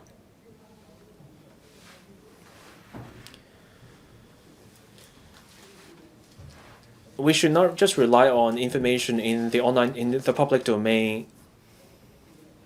Now, the Travel Industry Authority and also the Travel Industry Council make information publicly available, but with AI, scammers can put together a convincing spoofed website, and consumers can fall prey.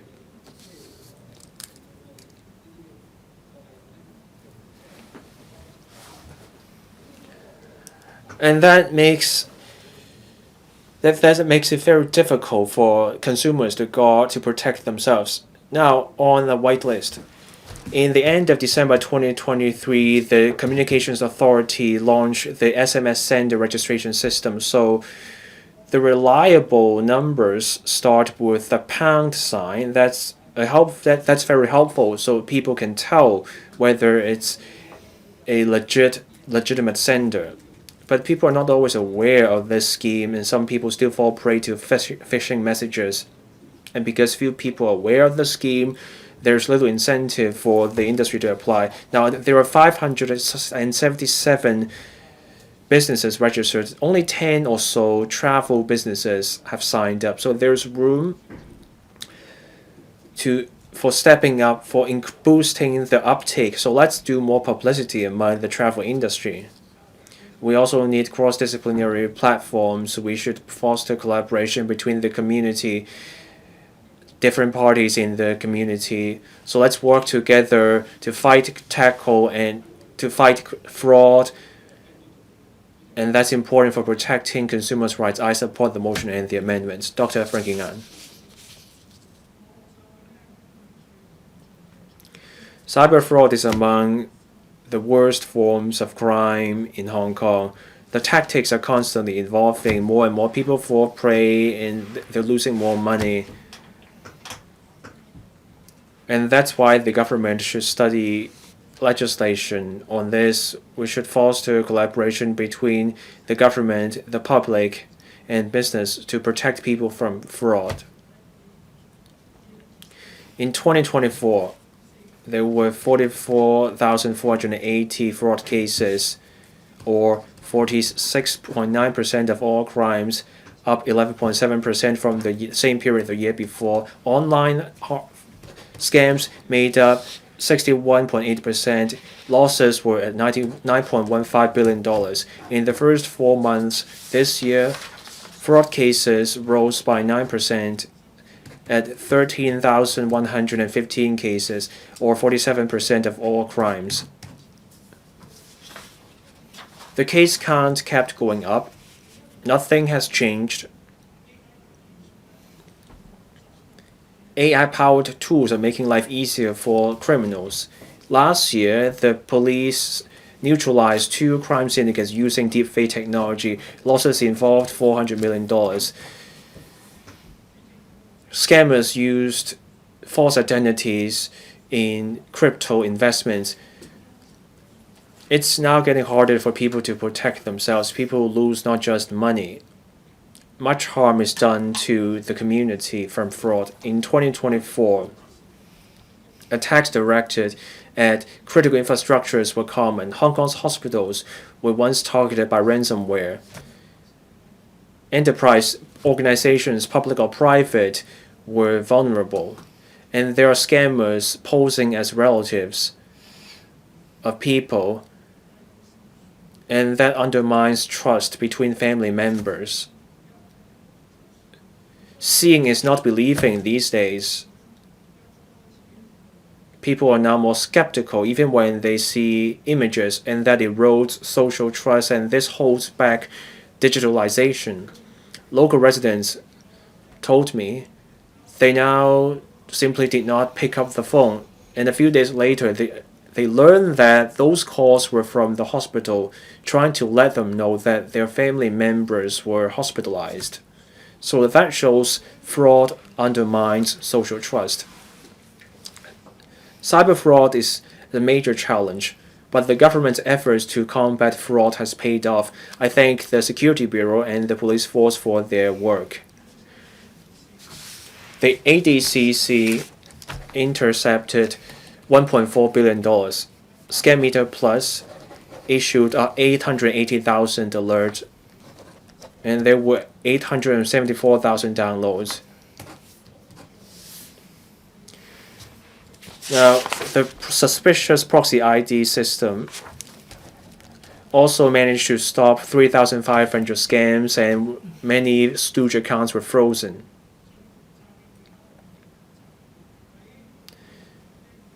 As at the end of last year, nearly 30,000 website links were blocked and 8,300 suspicious phone numbers were blocked. In March this year, we passed the Protection of Critical Infrastructure's Computer Systems Bill. That ordinance will take effect in mid-2026. That law isn't meant to target fraud, so we have to think about how we can address fraud. Cybersecurity is crucial to a city's operation. Our businesses don't have enough cyber resilience. Only 1% of the surveyed businesses in Hong Kong are ready for cyber challenges.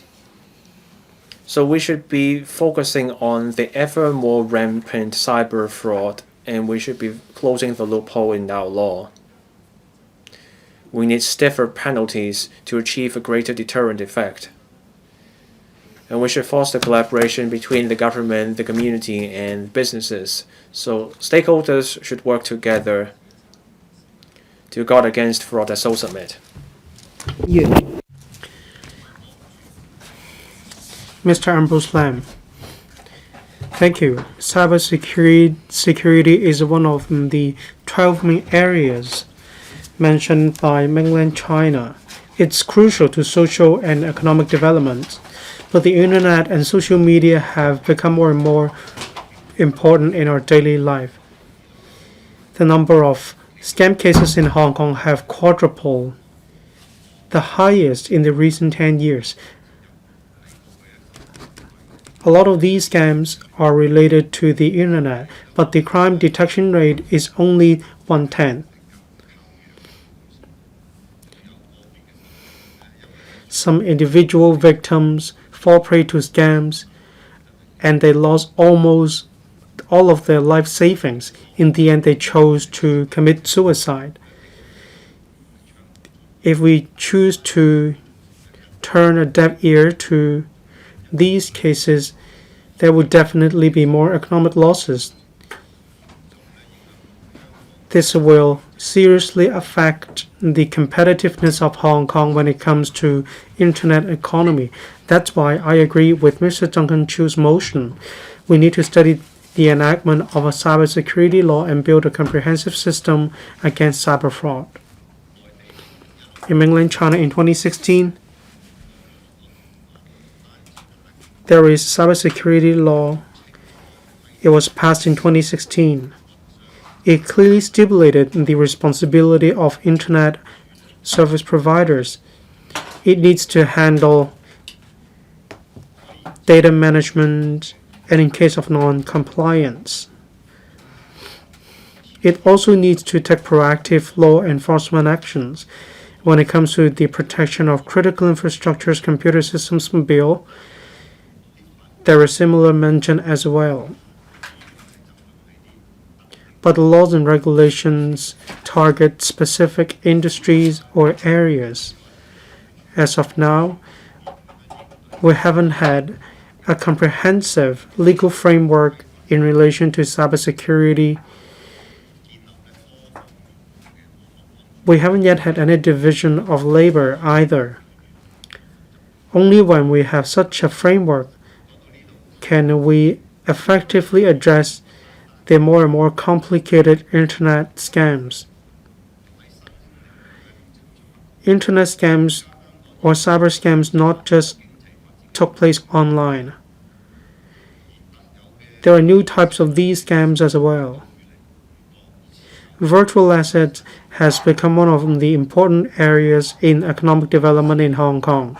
There are more and more people having virtual assets, but many lawyers told me that there is a continuous increase in the number of cases in relation to virtual assets. There are the characteristics of decentralization, anonymous nature, and mobility. There are fake online virtual asset websites or trading platforms. Members of the public were tricked into disclosing their passwords. These online scams lead to substantial losses. This will also hamper the development of Web 3.0 in Hong Kong. That's why we definitely need to be forward-looking when we enact a cybersecurity law. We need to take into account other new methods when it comes to scams. We need to have a comprehensive system against cyber fraud. For example, for licensed virtual assets providers, there should be more stringent due diligence requirements. Users need to be provided with real-time transaction information. Law enforcement agencies need to have a better understanding of these new technologies so that they could effectively investigate cases. That is exactly how we can build a comprehensive system against cyber fraud. I so submit. Thank you, Deputy President. Mr. Robert Lee. Thank you, Deputy President. In recent 10 years, the number of scam cases in Hong Kong has almost quadrupled, about 44,800 cases, which is a historical high. In the first 4 months in Hong Kong this year, there was an increase of 17% in relation to scam cases. I think we need to adopt a multi-pronged approach to tackle scam cases. For instance, we need to enact a cybersecurity law. We need to have more stringent law enforcement actions. We should also foster collaboration. We have the theft ordinance. We also have the crimes ordinance, as well as the securities and futures ordinance. While the SFO doesn't target scams, there were regulations in relation to market manipulation or disclosing misleading information. Quite many scammers commit offenses in relation to the stock market. ICAC, SFC, and the police work together to tackle these crimes. Singapore has introduced the Online Criminal Harms Act to tackle these offenses. Measures include blocking online scams and malicious internet activities. In the UK, there is Cybersecurity Act requiring online platforms to conduct regular assessments in relation to illegal contents. There should also be regulation over algorithms in order to reduce the exposure of users to fraudulent contents. Hong Kong may draw reference from these experiences. I suggest that Hong Kong should strengthen our law enforcement action with overseas jurisdictions. One of the reasons why cybercrimes are rampant is that some scammers or criminals aren't in Hong Kong. Take scam parks in Myanmar as an example. It was difficult for the police to take law enforcement action. We need to collaborate with the mainland government as well as the Thailand government in order to take real actions that carry deterrent effect. There's a plethora of investment scams online, such as impersonating licensed professionals to recommend equities as well as promotion of investment products. These will affect the reputable status of Hong Kong as an international financial center. We need to double down on efforts to combat online scams. We shouldn't just make inquiries into victims or into the holders of licenses. The responsibility rests with third-party service providers. Scams are everywhere. Regulators have already spent much effort on investor education. The SFC reminded members of the public not to be tracked. There were APIs, there were video clips asking members of the public not to click internet links when they didn't know what they were. The government should call on members of the public to remind their family members to stay vigilant, consult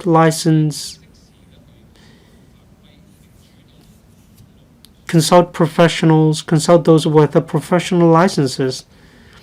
The government should also take the offensive to work with internet operators to block scam websites. I submit in support of the original motion and the amendments. Thank you, President. Professor William Wong.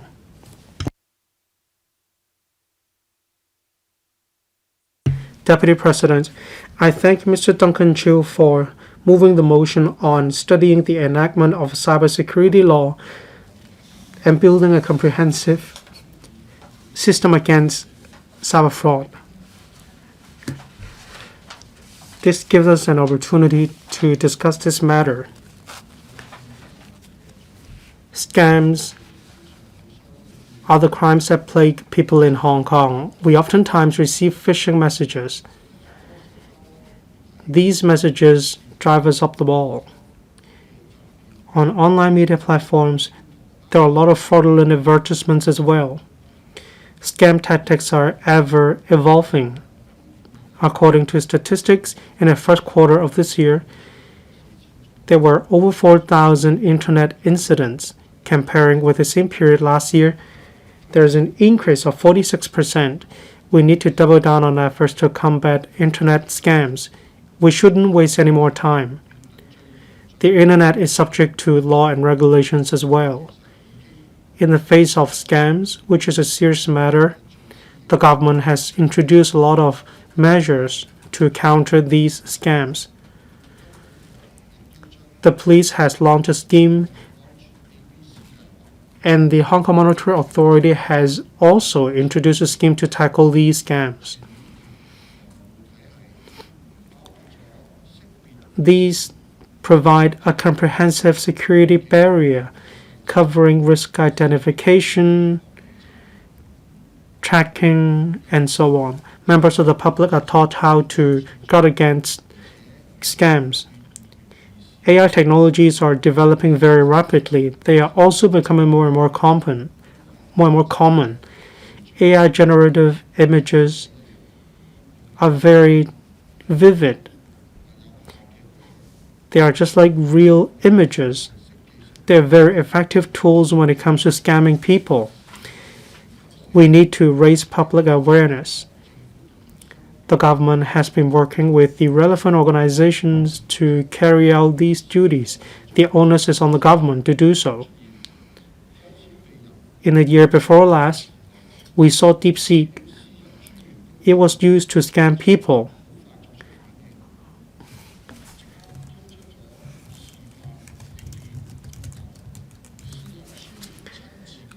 The PCPD explained deepfake technologies and how this type of technologies was used to scam people. Members of the public are educated on how they can prevent the leakage of personal data. Criminals are always one step ahead. It is impossible for members of the public to guard against every single trick. Whether the government or members of the public, we need to take one more step to take preventive measures.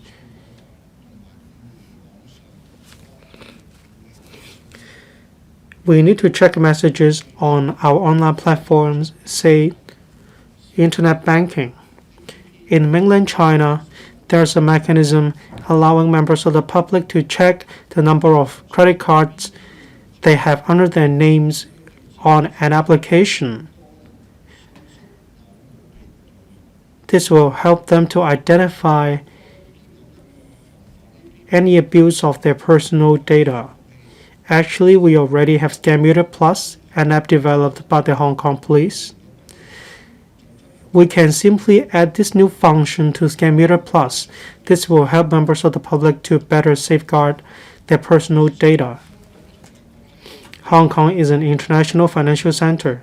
The stability and safety of the internet are the cornerstone of the development of industries in Hong Kong. We are actively driving the development of Web 3.0. We need cybersecurity. We need a secure barrier before we can achieve great results in this area. I so submit our support the motion and the amendments. Thank you. Mr. Scotland. Thank you, Deputy President. Cyber frauds are one major threat in Hong Kong. We see an increase in terms of the number of such crimes. Last year, we had 44,000 deception cases, of which 60% were cyber frauds, accounting for $5 billion. The number is appalling. Over the past few years, the police force as well as the HKMA has been implementing measures to combat cyber frauds. For example, they block suspicious websites as well as phone numbers. However, the number of crimes is still on the rise. It shows that the current legal framework is not tough enough to combat such frauds. Therefore, I think there should be a targeted measure. The real name SIM card registration system is a new regulation, and this system has been effectively combating fraudsters from using SIM cards to commit fraudulent acts. However, they are now making use of what we call the MAU, multiple access unit. They can at the same time control a few hundred SIM cards, and within a short period of time they can send out a number of fraudulent messages or make phone calls. Last month, the police force busted a crime syndicate that made use of such MAU. And what's more worrying is that on this kind of devices or import of such equipment, there is no regulation in Hong Kong. I think the SAR government should come up with a high-risk online tool list covering MAU and relevant devices. Also, it should also regulate virtual tools such as a phishing website and software. There should be an import licensing system requiring importers to provide the ultimate uses or purposes of these tools. We should have a real name registration system for these high-risk tools. And in terms of sales and management or distribution of these tools, there should be regulations. There should be an expert group that updates such a list every quarter to make sure that the list can be up to date. Also, financial institutions as well as social media platforms nowadays play a very passive role. They only cooperate with the relevant agencies on investigations. They cannot cope with evolving scam tactics. For example, in recent years, we have seen investment groups or fake investment groups and social media platforms. They allow such advertisements, and we, for no reasons, are invited to join these groups a lot of times, and there is no effective approval or vetting mechanism on these groups. I think there needs to be a risk-based framework targeting social media platform operators. We can ask them to make use of AI technology to automatically identify fake investment advertisements. It should come up with the database and to effectively block any suspicious accounts. In the financial sector, the government can continue to work with the HKMA or other financial institutions to establish a reporting mechanism to identify any suspicious activities. On suspicious transfer of money, there should be a defer system to help intercept crime proceeds. To prevent cyber frauds, education is crucial. The police force has rolled out a anti-scam mascot, and it is well known to a lot of people. However, still we need to have a systematic education system. Cybersecurity should be incorporated into school curricula of primary and secondary schools to teach them how to make use of different tools. In the mainland, there is a movie that talks about deception cases. This disseminates the information that any of us can be a victim. I think the government can produce TV dramas to help educate the public. Cybersecurity is closely linked to our day-to-day life.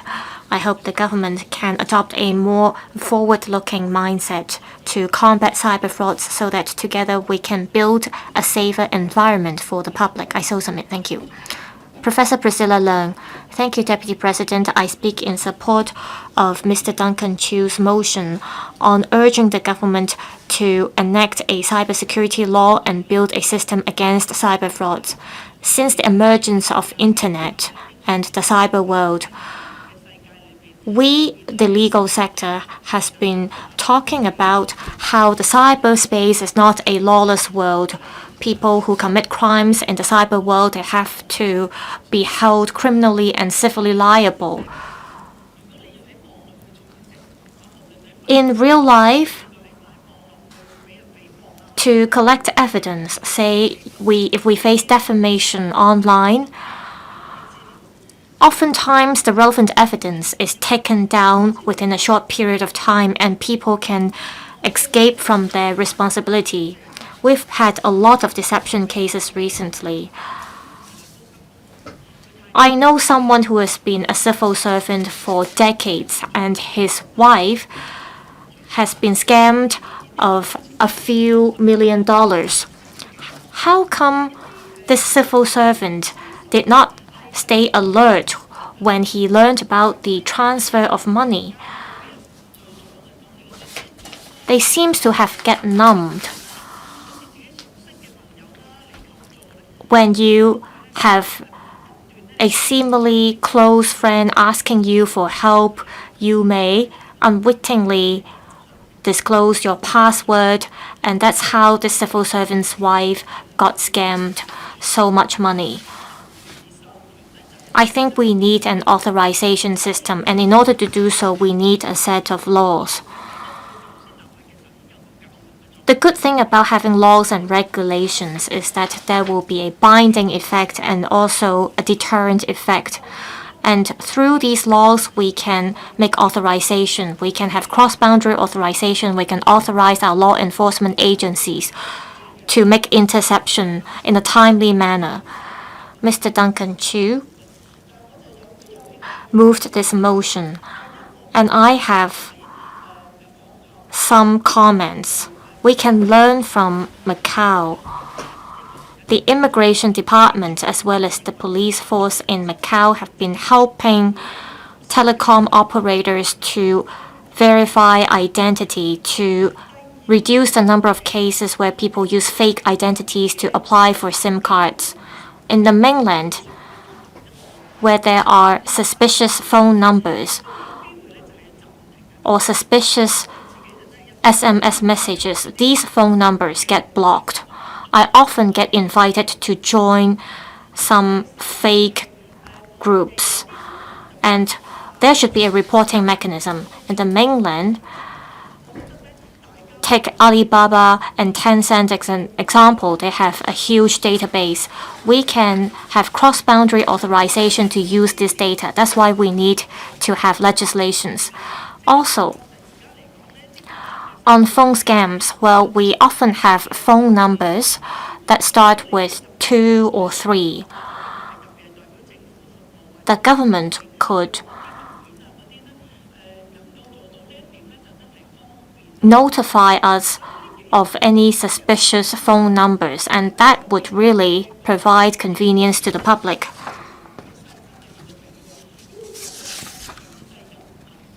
Some suggest that we should have mandatory verification of identity before we are invited to join a WhatsApp group. I'd like Mr. Duncan CHIU to clarify on this suggestion. I do agree that we should block these suspicious groups beforehand. Some people, they keep transferring money to fraudsters and then they get numbed and then they become victims. Well, a lot of these victims are professionals. They are lawyers, accountants, and auditors. And these people many professionals are involved in crime syndicates, and it's hard for us to recover the lost money. And oftentimes, scams involve virtual currencies. So we have to have a dedicated law enforcement agency or department to intercept these frauds. Mr. Zhang Hailong, I speak in support of Mr. Duncan CHIU's motion and the amendments. Cyber frauds are like virus. people's hard-earned money can get lost soon, very quickly. Last year, we saw a record high in terms of the number of deception cases. Deception cases are on the top of the chart of crimes in Hong Kong, and the chief executive was also manipulated in scams. I have to declare that I am a founding president of the Hong Kong Top Talent Services Association and a consultant of a tech company in Hong Kong. We've got many cases recently. This person has just got onto TV recently, and he is a victim of a scam. And in this case, it involves 40 victims of online investment scams.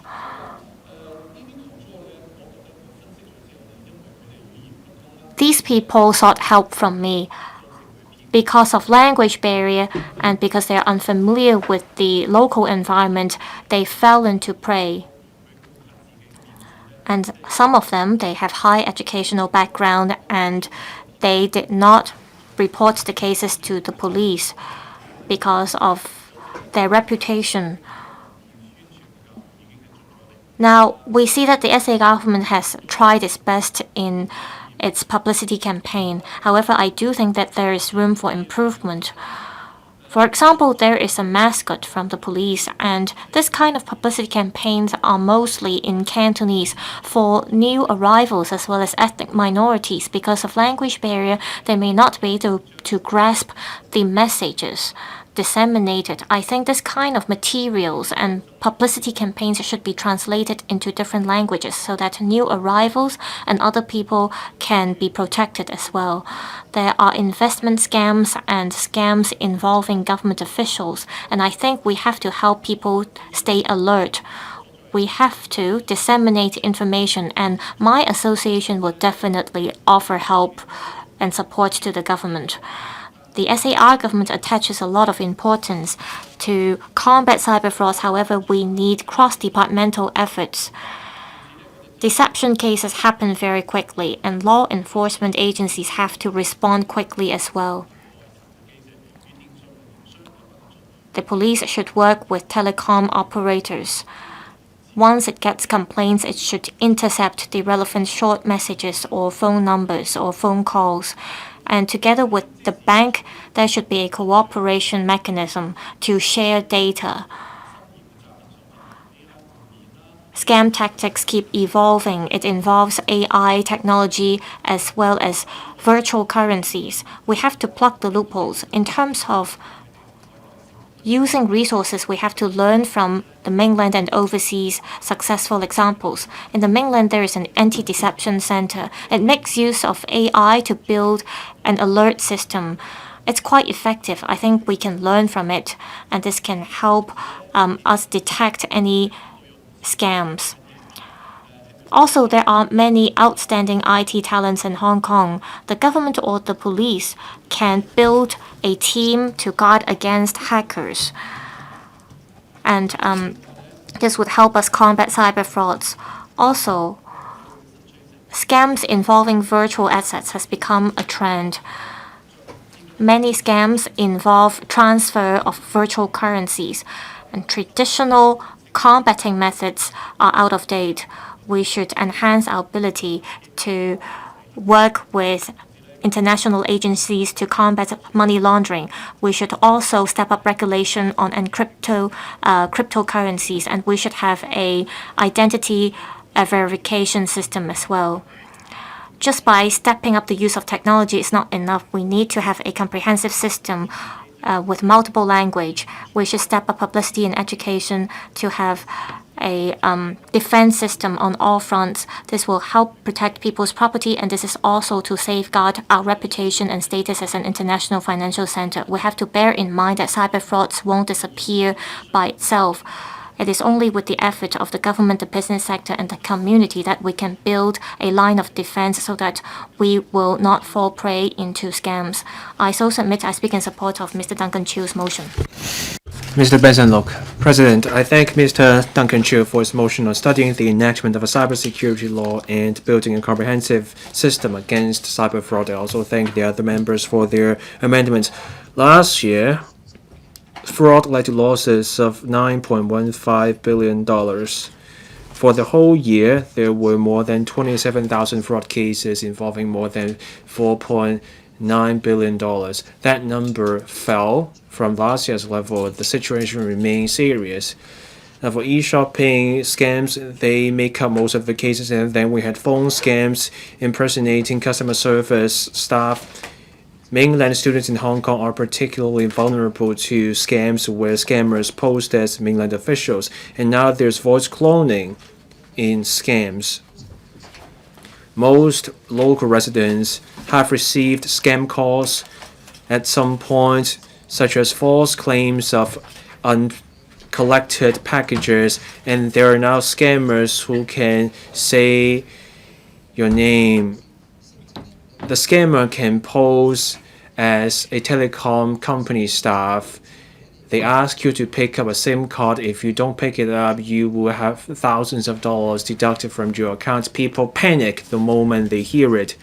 The scammer can quote a staff number and provide an authentic company address, and then the victim is asked to check out the website. So this is very hard to guard against. To address that, we have to focus on the source. We need dedicated legislation for the crime. As the motion says, we don't have dedicated laws on cyber fraud. The existing laws are scattered. The criminal masterminds operate outside Hong Kong, so our laws don't offer enough deterrent effect. I want to share some thoughts. First, let's learn from our country's practice. Our country has the anti-telecom scam law.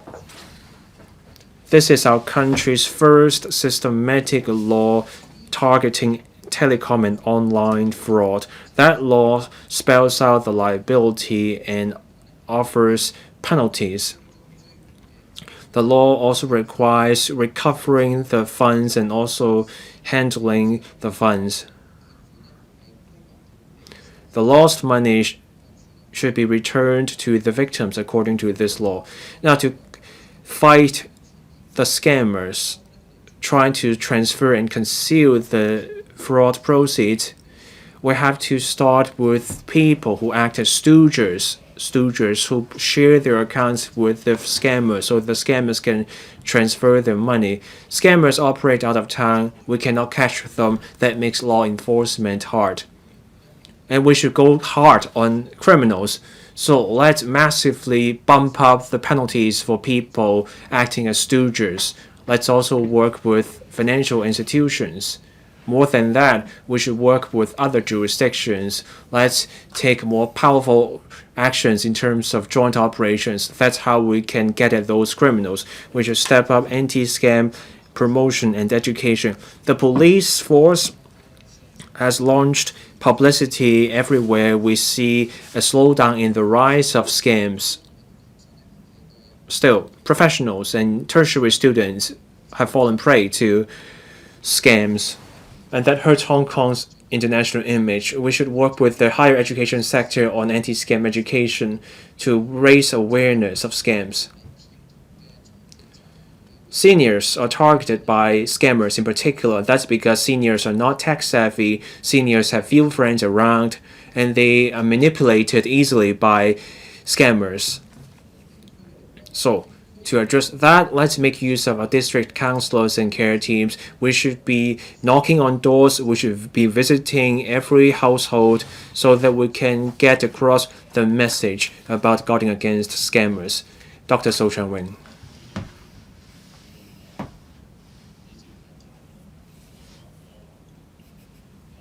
Internet plays a crucial role in people's lives. Cyber fraud is rampant, and this kind of crime is hard to detect. Last year, there were 44,000 fraud cases.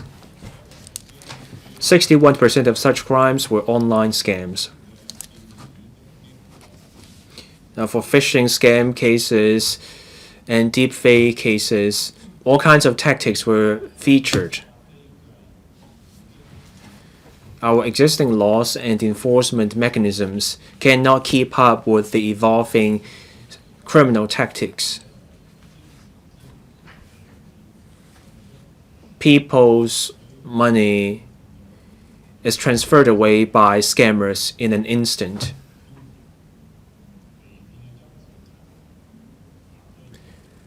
In the cyberspace, money that's lost cannot be tracked down, and people have no idea where they can get help. So for us, we should start studying the enactment of a cybersecurity law as soon as we can. I support Mr. Duncan Chiu's motion and the amendments from Mr. Gary Chen and Dr. Simon Lee. Elsewhere in the world, other countries have in place their own cybersecurity laws to combat fraud. We should learn from their experience. Singapore enacted their Online Criminal Harms Act.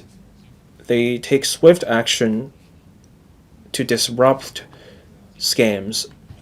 Government officials are empowered to block fraudulent websites right away.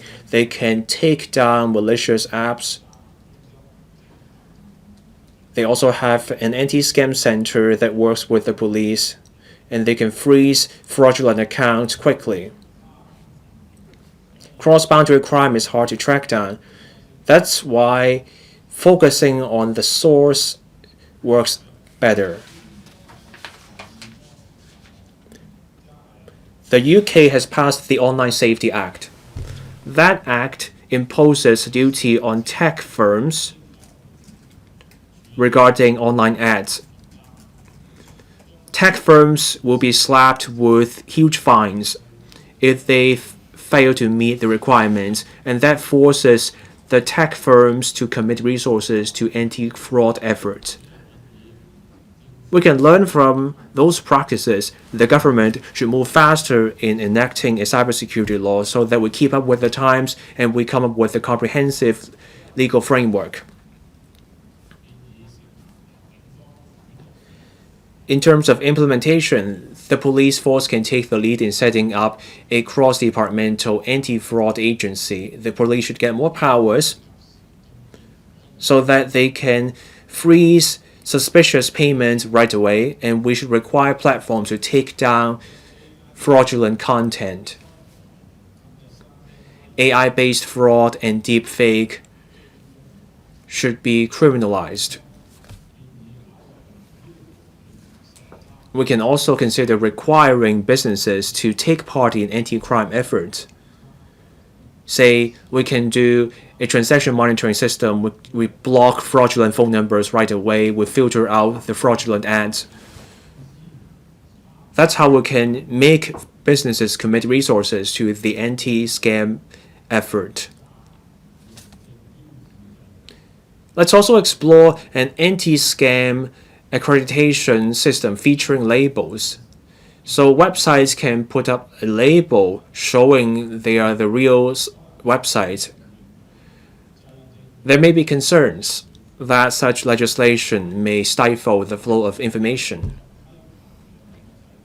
In reality, leaving the cyberspace, the Wild West, will only hurt the cyberspace. Robust legal regulation can ensure safety. I so submit. Mr. Kenneth Leung. Thank you, President. I thank Mr. Duncan Chiu for his motion, so that we can share our thoughts on creating a comprehensive system against cyber fraud. Technology moves fast. Smart crimes are now taking the place of conventional crime. Last year, online scams made up 47% of all crimes involving many millions of dollars. In the past, the crimes of robbing, stealing. Now, fraud is the mainstay. Crimes are also happening across national boundaries. They are premeditated, and they happen across crime syndicates. To defeat criminals, we need more than the police. The laws must keep up with the times. That's how we can protect people from fraud. People assume only seniors fall prey to victims, but young people are online most often, they are the most vulnerable group. A credit agency did a survey. The millennials and Generation Gen Z are the most vulnerable victim groups. Those born after 2000 make up the bulk of the fraud victims. Yet last year, a senior lost $60 million to scammers, and then a 19-year-old was arrested. It turned out that 19-year-old was also a fraud victim. And then this fraud victim became an accomplice of the scammers. So young people are victims of scammers, and they can also be victimizers. So in our work, we should focus on education for young people as well.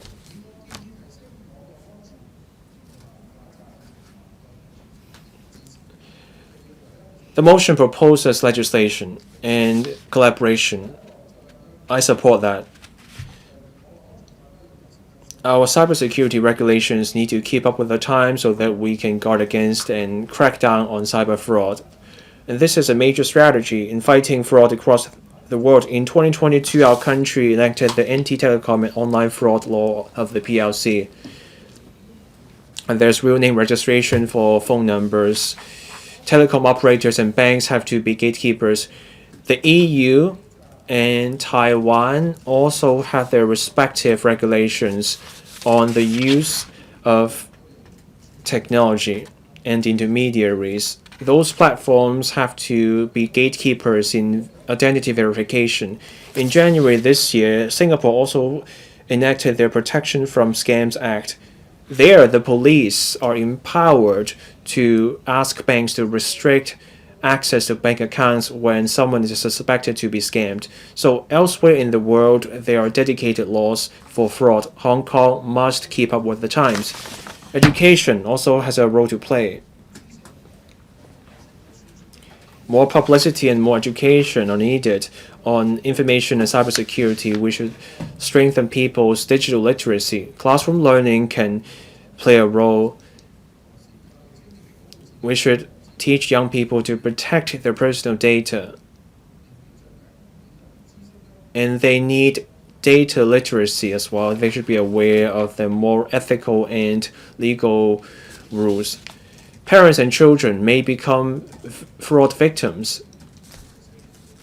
So we should also promote awareness of scams among parents and children, and that's also in line with the motion's proposal of promoting tripartite collaboration.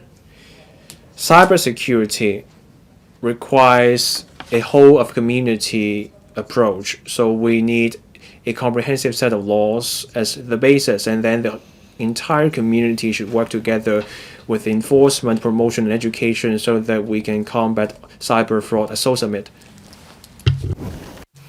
Mr. Martin Liao. President, recently, online scams have become more and more rampant. From January to April, there were a total of 13,115 scam cases online, up by 9% year on year.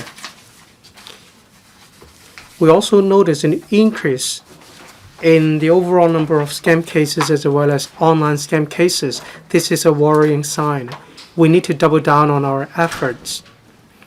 The original motion urges the government to enact a cybersecurity law and the relevant regulations. Many countries all over the world, including EU, Malaysia, Singapore, and mainland China, have their respective regulations and law. Say, for mainland China, we have law of the PRC on combating telecom and online fraud. There are restrictions on the number of SIM cards as well as bank cards. Banks and internet service providers need to work together with the government.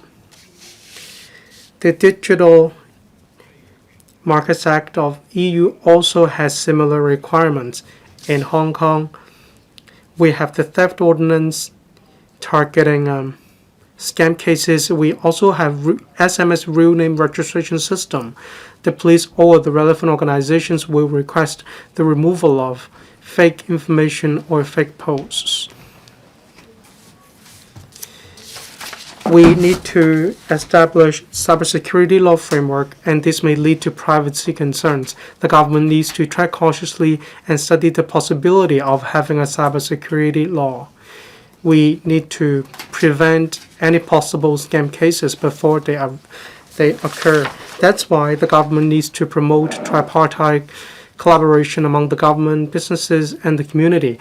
We need to help members of the public to stay vigilant. We need to help them to prevent falling prey to scams. Scams are ever evolving. The chief executive and the financial secretary, these two high-ranking officials were impersonated by scammers. It's impossible to guard against every single trick. The government should consider using AI to combat scams. Daisy, an AI granny, is a figure that can help members of the public not to fall prey to victims. The longest duration was 40 minutes in a conversation with scammers.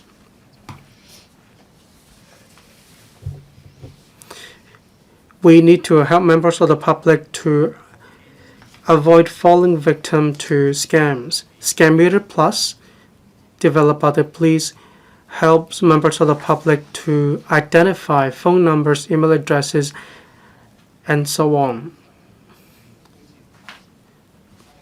The police may consider adding more functions to the app in order to help members of the public to report suspicious matters on platforms. This will help the police to more effectively detect scam cases. Apart from enhancing self-protection of the public, law enforcement actions equally matter. Last October, the government worked with different anti-deception centers in different countries station operation Frontier Plus. Between April and May, they had the first operation and successfully detected a lot of scammers and successfully intercepted a total of 157 million Hong Kong dollars. It is expected that more countries will join Frontier Plus in order to successfully detect more scam cases. There are more and more scams, and the types are ever evolving. The government needs to step up efforts in order to help the public to prevent losses. I also submit. Ms. Doreen Kong, President. Cyber fraud is a major challenge faced by us. It jumped from 10,000 cases to 20,000 last year. For 3 years in a row, is the most prevalent crime. The modus operandi has been evolving. Apart from phishing emails, there is the use of deepfake, using fake images and voices to scam people. There is a case registered by the police that involved a multinational corporation. The amount deceived was up to $200 million. I agree with Mr. Duncan Chiu. Back in 2022, in the mainland, there was an anti-fraud law pursuing perpetrators and hold them accountable. There is also an effective collaboration between the government, the community, and enterprises. Community organizations, banks will have to play their parts. These measures have proven to be quite effective. Looking back in Hong Kong, there is so far no legislation to hold perpetrators liable if the crime is committed overseas. The masterminds are still at large. It's very difficult to tackle the problem at source. It only helps these crimes get more prevalent. Recently, there was the real name registration sender, SMS sender registrations scheme. This is only a patchwork solution. We are unable to tackle the problem at source. This not just harm people because they have their money taken away. It also tarnish Hong Kong's image. We need to legislate to provide a comprehensive legal framework against this type of crime. Regulation of platforms is also something we need to look into. It seems that cyber fraud becomes more syndicated. Perpetrators open websites purporting to be real organizations. If these websites are taken down, they simply just create another one. The regulators should take the initiative to identify and take down suspicious messages. At the moment, there is no law to monitor social media. Law enforcement agencies can only ask them to take down suspicious messages. It's not effective. There is no way to ensure that they are enforced.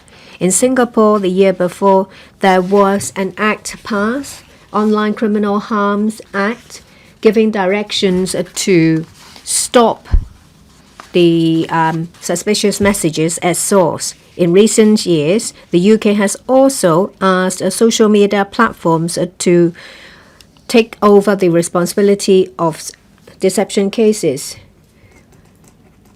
Those who have breached the regulations may be penalized for 200 million Hong Kong dollars or 16% of their turnover.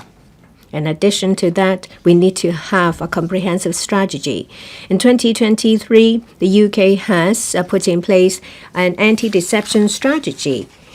There are 3 areas. First, they enhance their enforcement efficiency. They will also trace the source of the deception. They make use of AI, big data, to enhance the evidence collection capabilities of law enforcement agencies.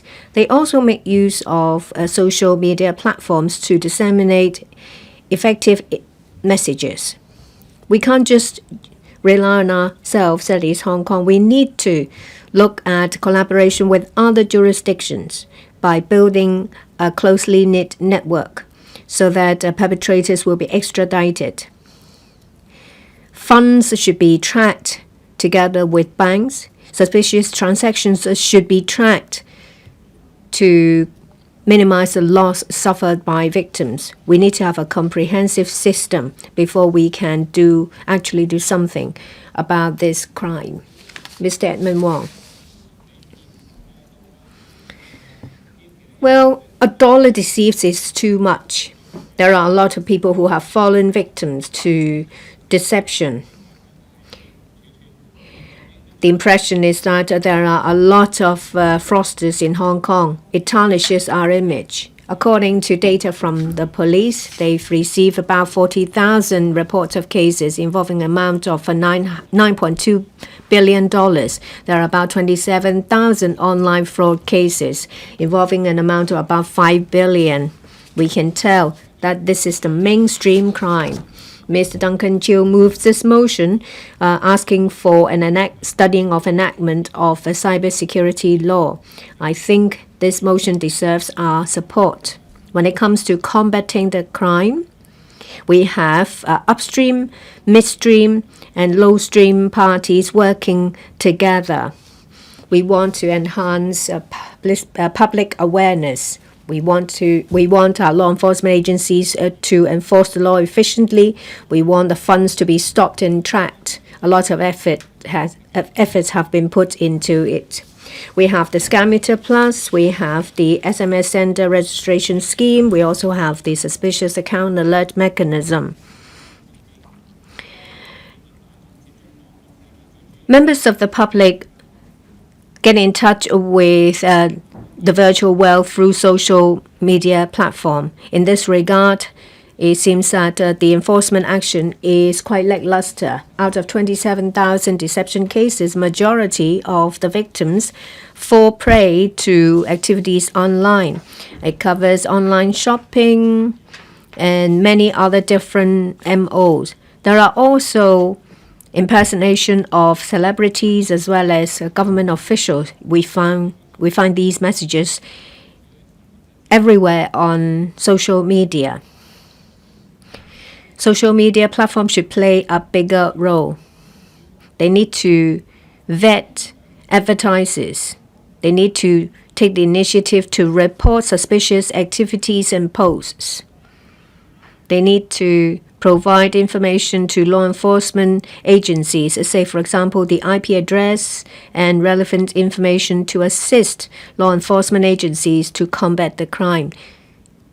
Nowadays, they just act by taking down messages when they receive a complaint. Overseas students may not know that much about Hong Kong. They are not worldly wise. They often fall prey to fraudsters. We now have cross-boundary payment systems. There is two-way flow of funds between Hong Kong and the mainland. It's good because that means overseas students don't have to bring with them a large amount of cash. The service should be publicized to students and parents so that they realize they don't have to bring in a lot of cash, reducing the likelihood that they will be scammed. We are now in an age of Web 3.0. Online activity is more and more important. If we allow cyber deception or online deception to go rampant, this will tarnish our image. All stakeholders should do more. We need to put in place a comprehensive legal framework to stop the crime. I so submit. I speak in support of Mr. Chiu's motion as well as the amendments. Mr. Chan Siew-hung. President, I thank Mr. Duncan Chiu for moving the original motion so that we can discuss how we can build a more comprehensive system against cyber fraud. Digital technology has been developing rapidly. It is now part of our daily life. Now, with the massive amounts of information online, we can engage in real-time communication and data collection. It has changed the way of life of the modern population. At the same time, it gives rise to new model of fraud. Now we have a massive fraud industry. Starting from year 2020, there has been a surge of online scam from 14,000 to some 44,000 in 2024. The telephone scam has increased from some 1,900 cases to some 9,200 in 2024. Phone scam has become one of the criminal offenses which have seen the highest increase. It will shake the foundation of our economy if left unattended. Now, fraudsters operate in innovative modes. Now, they use AI to deepfake the voices of victims' relatives. They also send phishing links and ask victims to enter the passcode of their bank account. There are also spyware pretending to be official apps. Now, last year, we have discussed the member motion on stepping up safeguards against AI. Now, I mentioned the risk of AI, that is, deepfake videos impersonating officials or celebrities to advertise for investment. Now, in terms of remote account opening and know your customer process, the banks are unable to distinguish between deepfake information.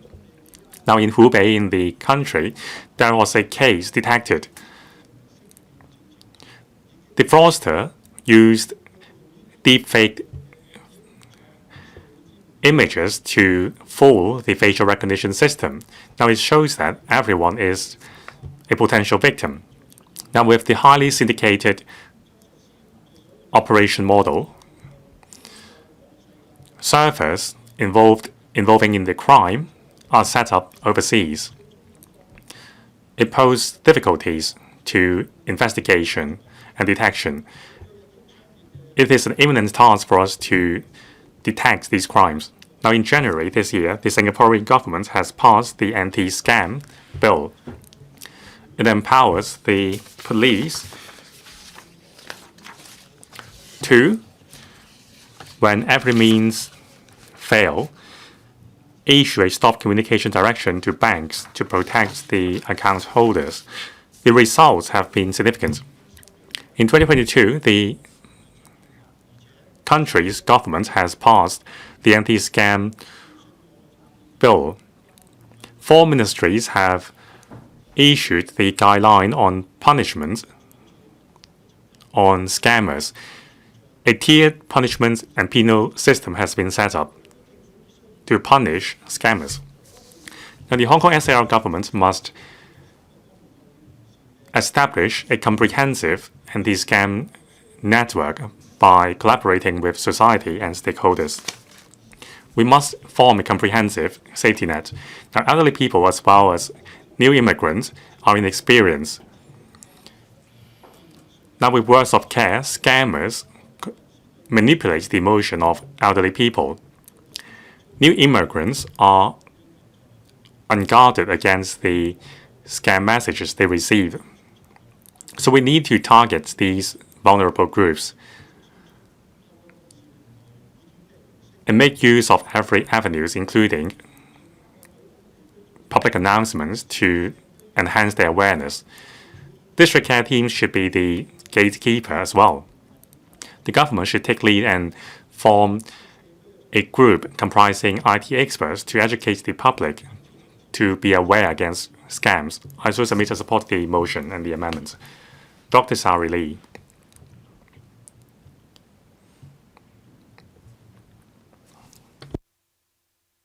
President, first of all, I thank the relevant members for moving the motion and the amendments, which gives us an opportunity to discuss how we can enhance our system against cyber fraud. Now, a check in the record told me that back in year 2022, the 26th of October, I submitted an oral question about online scam and telephone scam. Now, several years have passed. I thank the Security Bureau for their work on combating scam. When I submitted the oral question, we didn't have the little grape yet. But I think the little grape is too cute. We need to find a real villain to scare people. But anyway, I appreciate the Security Bureau's efforts. We also have the scam meter as well as the SIM card regulations. We also have the bill to protect critical digital infrastructure. But we have to admit, like other members have suggested, we think the trend will continue. Scammers will continue to innovate, so we have to continue to be on guard. The financial incentive is simply huge. Another reason is the rapid developments of technology and AI. I'm actually very worried. With the developments of AI, our voice, especially voices of public figures, and our images can be easily faked.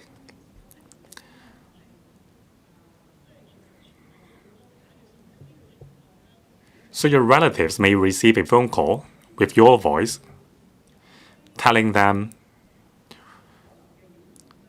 falsehood. So I think we need to pull our minds together and exchange experience with other places. Now, according to media reports, I understand that the Security Bureau will implement other measures, for example, limiting the number of SIM cards issued. That may be a feasible direction. I have 2 suggestions as well. As I said, the exchange between places and international collaboration is key. Cyber fraud is not limited to a single district or region. For example, the situation in the scam farms. To escape detection, scammers set up their operation overseas. And there is no way you can block internet calls. And also, overseas calls are very hard to block. So we need to seek support from the central government for us to play a more proactive role in the world. We need to exchange intelligence and information. We are surrounded by scammers. We can't stand on our own. The internet goes beyond borders. So honestly speaking, our laws will never be able to catch up with the scammers. Second, tracing the scam money. Scams are going viral because it is very easy for us to transmit money.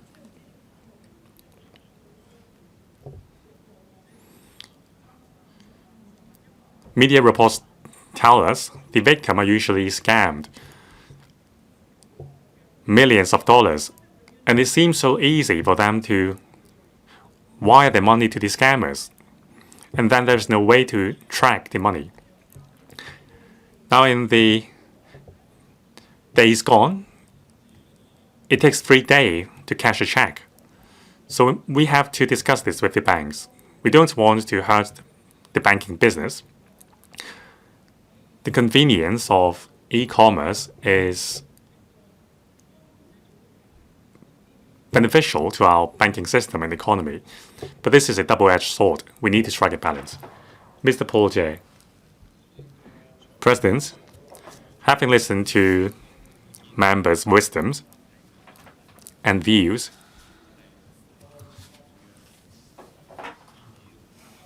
they are really brilliant. Just now, when I was having my lunch, I listened to the secretary for 20 minutes.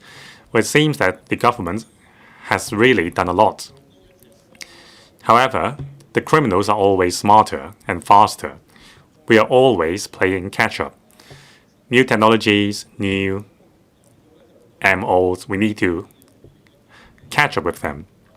Back in 2019, there was a subcommittee on cybercrime, and in 2020, there was a consultation paper. Many recommendations were made, but it seems that none of them have been implemented. Of course, we are lagging behind other places like Singapore and the UK, as mentioned by Mr. Rin Kong, and even Australia. They have laws against cyber fraud, so we are a bit slow.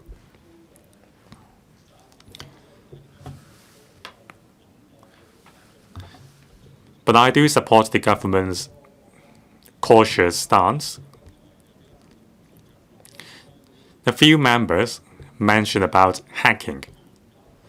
Strictly speaking, hacking is not entirely relevant to our topic today because we are talking about cyber fraud.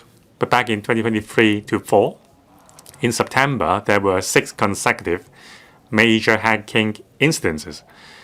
Again, they were against the Cyberport, the Post Office, Companies Registry, EMSD, Fire Services Departments.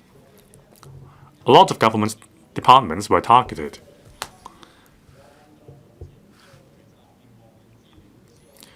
So the data leaked in these hacking incidents would be used for future scamming. So sometimes the victims wonder how their data got leaked out. It is exactly through hacking. So we need to put up better safeguard against hacking, especially on critical information infrastructure operators, or CIOs. Many public organizations, even government departments, are still using one-time passcodes sent through SMS as a safeguard. But internationally, that is a piece of ancient technique.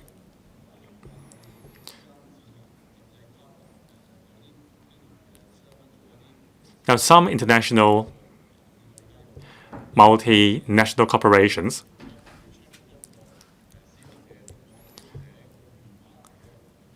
are using the state-of-the-art methods to track the IP address and the whereabouts of the callers before confirming the identity. I declare interest. I'm a director of one such company. Now, that's a good step, but I think we haven't explored better methods to protect consumers. We are still using OTPs. This is not good. I hope the government can speed up on this. And also, in the past,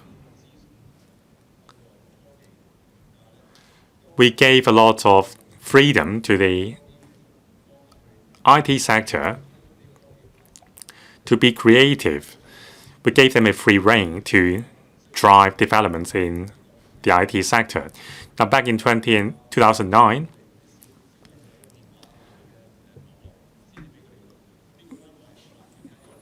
the mainland government screened calls and the identities of Hong Kong phone users before allowing them to use the network. Of course, I am against that. We have to be fair to telecommunication operators, but we must also impose responsibilities on them. We must strike a balance between the operation, safety, and also privacy of data. Now, in terms of timing, the scope, and the capabilities of our enforcement system, we need to strengthen it. I also support establishing a law. Thank you. Mr. Michael Tian. President, I speak in support of Mr. Duncan Chiu's motion on studying the enactment of a cybersecurity law and building a comprehensive system against cyber fraud. Now, speaking of cyber fraud, the most common type that we come across is telephone scam. District offices receive such inquiries every week. Many victims are elderly. In 2024, there are about 10,000 telephone scams with some $30 billion being involved. Many elderly people work hard their entire life and have their savings scammed by fraudsters. And as a result, they have to tighten their belt during their retirement years. Even if the police are able to arrest some people, freeze the accounts of the criminals, victims have to get back their money, spending huge amount of cost. They have to seek orders from courts, identify lawyers, and trace back money from each individual account. There was an elderly person who has been scammed of $100,000. The money was transferred to 10 different accounts. They have to make then 10 different applications. The lawyers charge the clients on individual accounts. I think that the government should find a more cost-effective way to help the victims so that they can minimize their loss. In 2023, October, the government rolled out the hash registration system for SMS, but it has not been implemented over the long time. In September 2024, we received a large number of reports saying that there is scam SMS from Hong Kong e-toll. The name of the sender is Hong Kong e-toll, same as that of the government. Starting from the 23rd of June, we have been receiving reports from people saying that they have receiving SMS from Hong Kong e-toll. The sender's name has been used for over a year, but they are still not registered with the hash registration system. Last September, we sent a letter to the Transport Department asking them to put a hash before their number. And only until 28th of October 2024 did the Transport Department add a hash to the beginning of the hash sender's name. Many different government departments get in touch with the people through SMS. The government departments are the ones to decide on which name they adopt, and many departments do not register under the hash registration system. The roundtable asked the Digital Policy Office and the OFCA to take the lead in coordinating different government departments, asking them to submit a list of numbers and register under the hash registration system. I think that all SMS sent from the government should be prefixed with hash. Some mainland friends of mine came to Hong Kong last month. I treated them to dinners. I took them to the Victoria Harbour to appreciate the sunset and views. At that time, my friend received a call from a so-called immigration department officer asking them to provide their personal data. I knew then what happened because it was such an old trick. My friend thought it was real and they were about to answer the caller their questions on his personal data. This actually affected our international image and reputation. I think that the government should send an SMS to visitors saying that if they receive scam calls from fraudsters saying that they're from government departments, they should make a call to 1-822, the scam hotline. I think that we have to protect our international reputation. Does any other member wish to speak? Mr. Duncan CHIU, you may now speak on the amendments. President. First, Dr. Hoey Simon Lee added a suggestion on top of my motion asking the government to enhance extraterritorial law enforcement capabilities and strengthen cross-regional judicial collaboration. He has enriched the content of my motion, so I support it. Mr. Chen Hak-kan's amendment, well, I intended to vote against his amendment because he deleted the phrase a cybersecurity law and related regulations, which is core to my motion. This is a major amendment, but in Mr. Chen Hak-kan's speech, I understand that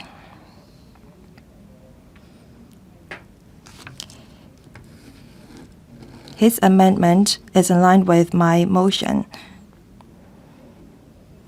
Although this amendment has changed my motion in a significant way, but after some thought, I think that I will support his amendment as well.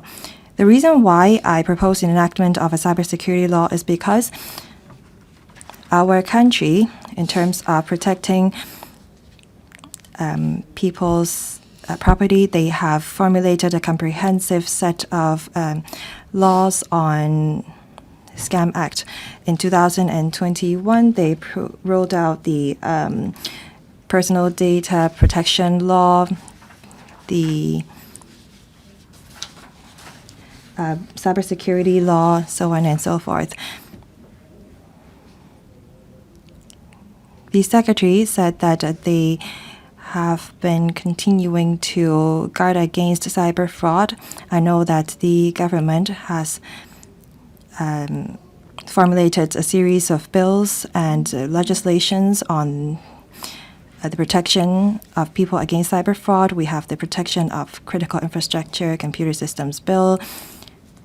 We have a scam meter and scam meter plus, and we have a real name registration for SIM cards.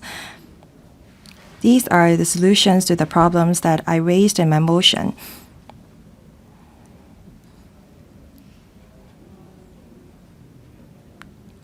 When I first joined the Legislative Council, I asked the government to enact the data security law and cybersecurity law. I see that the government has formulated many different pieces of legislation. However, some of the concerns of the trade has not been addressed. Some stakeholders may think that the law is too restrictive. I think that the government should seek their views, because the laws may affect the business environment of Hong Kong. Some 3 years have passed. This is the final year of this term of the LegCo. I move this motion on cybersecurity law because this is a very important issue. We must combat this type of crime that will never cease to exist. Many members talked about the new application of AIs, which give rise to cyber frauds. I think that is high time for us to review our existing legislations and enact a cybersecurity law. That's why I move this motion. Cyber fraud has become an international cross-boundary act. The criminals will only have more tools and their tactics will be ever evolving. I think that we should leverage on the business sector and the community to build a comprehensive system against cyber fraud. We should enhance people's awareness and collaborate with enterprises. I think that also we will have to work on cross-boundary collaboration, as mentioned by Dr. Simon Lee. I will support both of the amendments moved by the two members. I so submit. Thank you. 局長。 Secretary for Security. President, once again, I thank Mr. Duncan Chiu for moving the motion. I also thank Mr. Gary Chan and Dr. Hoey Lee for their amendments.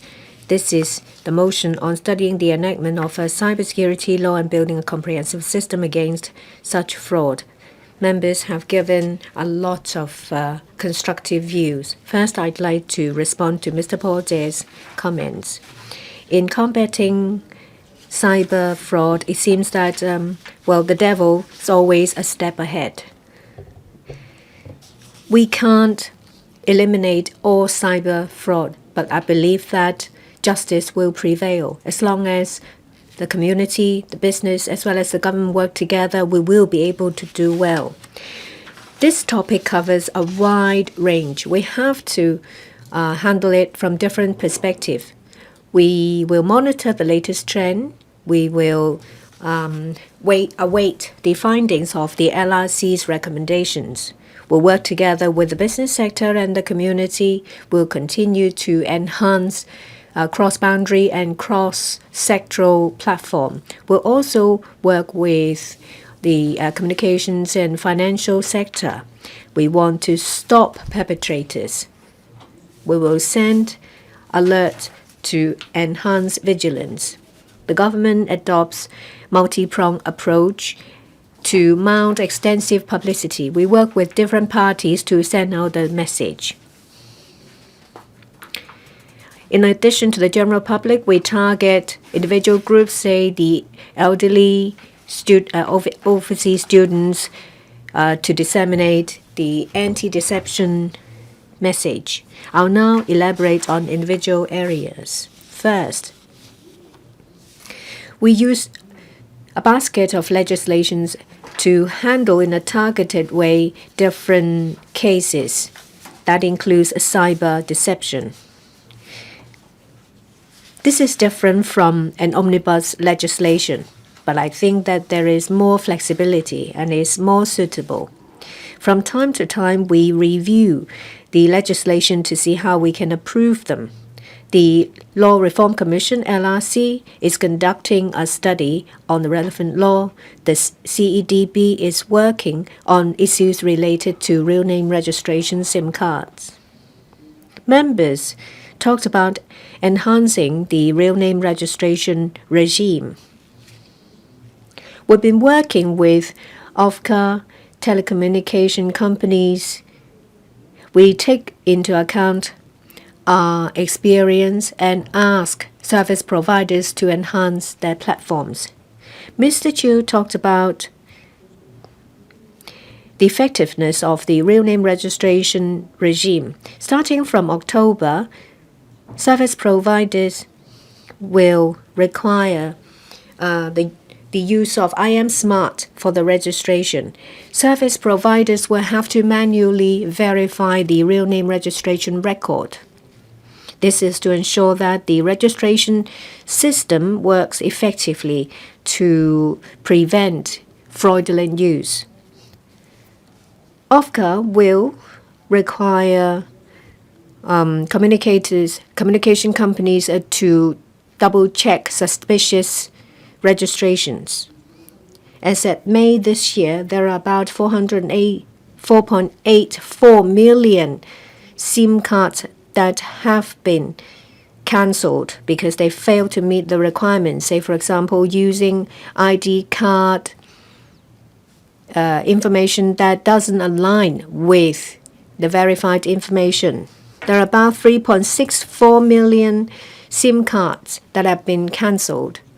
These include SIM cards that cannot be verified in terms of their identity or suspected use of forged ID documents. In April 2024, the OFCA has formulated a code of practice requiring telecommunication companies to ensure that SMSs or telephone numbers are checked if there are any suspicious activities, say, for example, a large amount of calls made within a very short time or a large amount of SMSs sent. The communication companies will stop the service. There are about 1.43 million telephone numbers that have been suspended. Some members talked about cross-jurisdictional cooperation by the police. As I said at the outset, the police have been participating in international organizations, say, for example, Interpol organizations, overseas law enforcement agencies, as well as financial regulators. We exchange information. So, for example, in October 2024, the Cybersecurity and Technology Crime Bureau participated in an Interpol activity in terms of to fight against cyber crime. In June 2025, one of our superintendents was appointed the chairperson of the Cybercrime Policing Advisory Panel. From time to time, we work with mainland as well as overseas law enforcement agencies to mount joint operation, say, for example, Frontier Plus. This covers 10 jurisdictions and countries. We have enhanced intelligence exchange and collaboration. We work together to fight against cyber security as well as money laundering. We also work with Interpol to put in place an international stop payment mechanism. We'll continue to make good use of this platform. We'll invite more jurisdictions and countries to join this alliance. The police will also make use of existing mechanisms to work with mainland and overseas law enforcement agencies as well as financial regulators. We will enhance our intelligence exchange. We will enhance our collaboration to fight against cybercrime. Some members talked about enhancing our capabilities to stop fund transfer and to seize proceeds. Indeed, we've been working actively with the banking sector. We have the Anti-Deception Coordination Center. Assistance is promptly provided. We work effectively to reduce loss suffered by victims. From 2021 to the end of May 2025, the Center has received 290,000 inquiries, and in the 6,581 cases, we have intercepted about $14 billion. In terms of fund transfer, the Coordination Center has been actively working with the mainland and overseas law enforcement agencies to stop cross-boundary fund transfer. Back in 2019, the Center was working with Interpol to put in place the international stop payment mechanism to enhance the efficiency. Out of 221 cases, we have intercepted about $470 million. Since 2021, we have a stop payment mechanism on cryptocurrency. As of May 2025, we have successfully intercepted about $690 million. We'll continue to deepen our collaboration with the Hong Kong MA as well as the banking sector. We have jointly mounted a number of measures. Say, for example, we have had the upstream scam intervention scheme. We have stopped 5,000 potential victims from sending money to perpetrators. In June 2023, we worked with banks to formulate FINEST, a financial intelligence evaluation sharing tool, which is an efficient data sharing platform focusing on customer information. At the end of the same year, we have set up the Anti-Deception Alliance with banks. Banking staff will be working with the police to identify potential victims. This is a way to share information directly and to work together directly. There is also the Banking Amendment Ordinance 2025. It was passed on June the 4th. This enables banks to more effectively share information. We are working on enhancing FINEST. This will enhance information exchange, enabling banks to efficiently identify mule accounts and potential victims. This will help to crack down syndicates and track transfer of funds. These measures will effectively protect the public and to combat any money laundering activities and deception activities. We'll work all out to enforce the law. We will improve the law. We will work better with various sectors. We will enhance public awareness. We want to tackle risk at source. At the same time, we'll monitor the latest crime trend and make adjustments of our policy suitably to make sure that our system keeps abreast with the times. Protecting properties of the general public is our priority. We want to protect the reputation of Hong Kong as an international financial center. We want to ensure that there is a safe cyberspace in Hong Kong. I now call upon Mr. Hak-kan to move an amendment. President, I move my amendment. I propose the question to you that Mr. Hak-kan's amendment be passed. Will those in favor please raise their hands? Those against, please raise their hands. I think the question is agreed by a majority of each of the two groups of members present. I declare the amendment passed. Dr. Hoey Simon Lee, as the previous amendment is passed, you may now move your further amendment. President, I move my further amendment. I propose the question to you that Dr. Hoey Simon Lee's further amendment be passed. Will those in favor please raise their hands? Those against, please raise their hands. I think the question is agreed by a majority of each of the two groups of members present. I declare the amendment passed. Dr. Duncan, you still have 24 seconds to reply, then the debate will come to a close. Mr. Duncan, President, I thank the 31 members who have spoken on the motion. I hope that this discussion will help the enactment of the cybersecurity law and combat cyber frauds. I hope that members will support my motion. And I'll put the question to you that Mr. Duncan Chiu's motion as amended by Mr. Hak-kan, Dr. Hoey Simon Lee be passed. Will those in favor please raise their hands? Those against, please raise their hands. I think the question is agreed by a majority of each of the two groups of members present. I declare the motion as amended passed.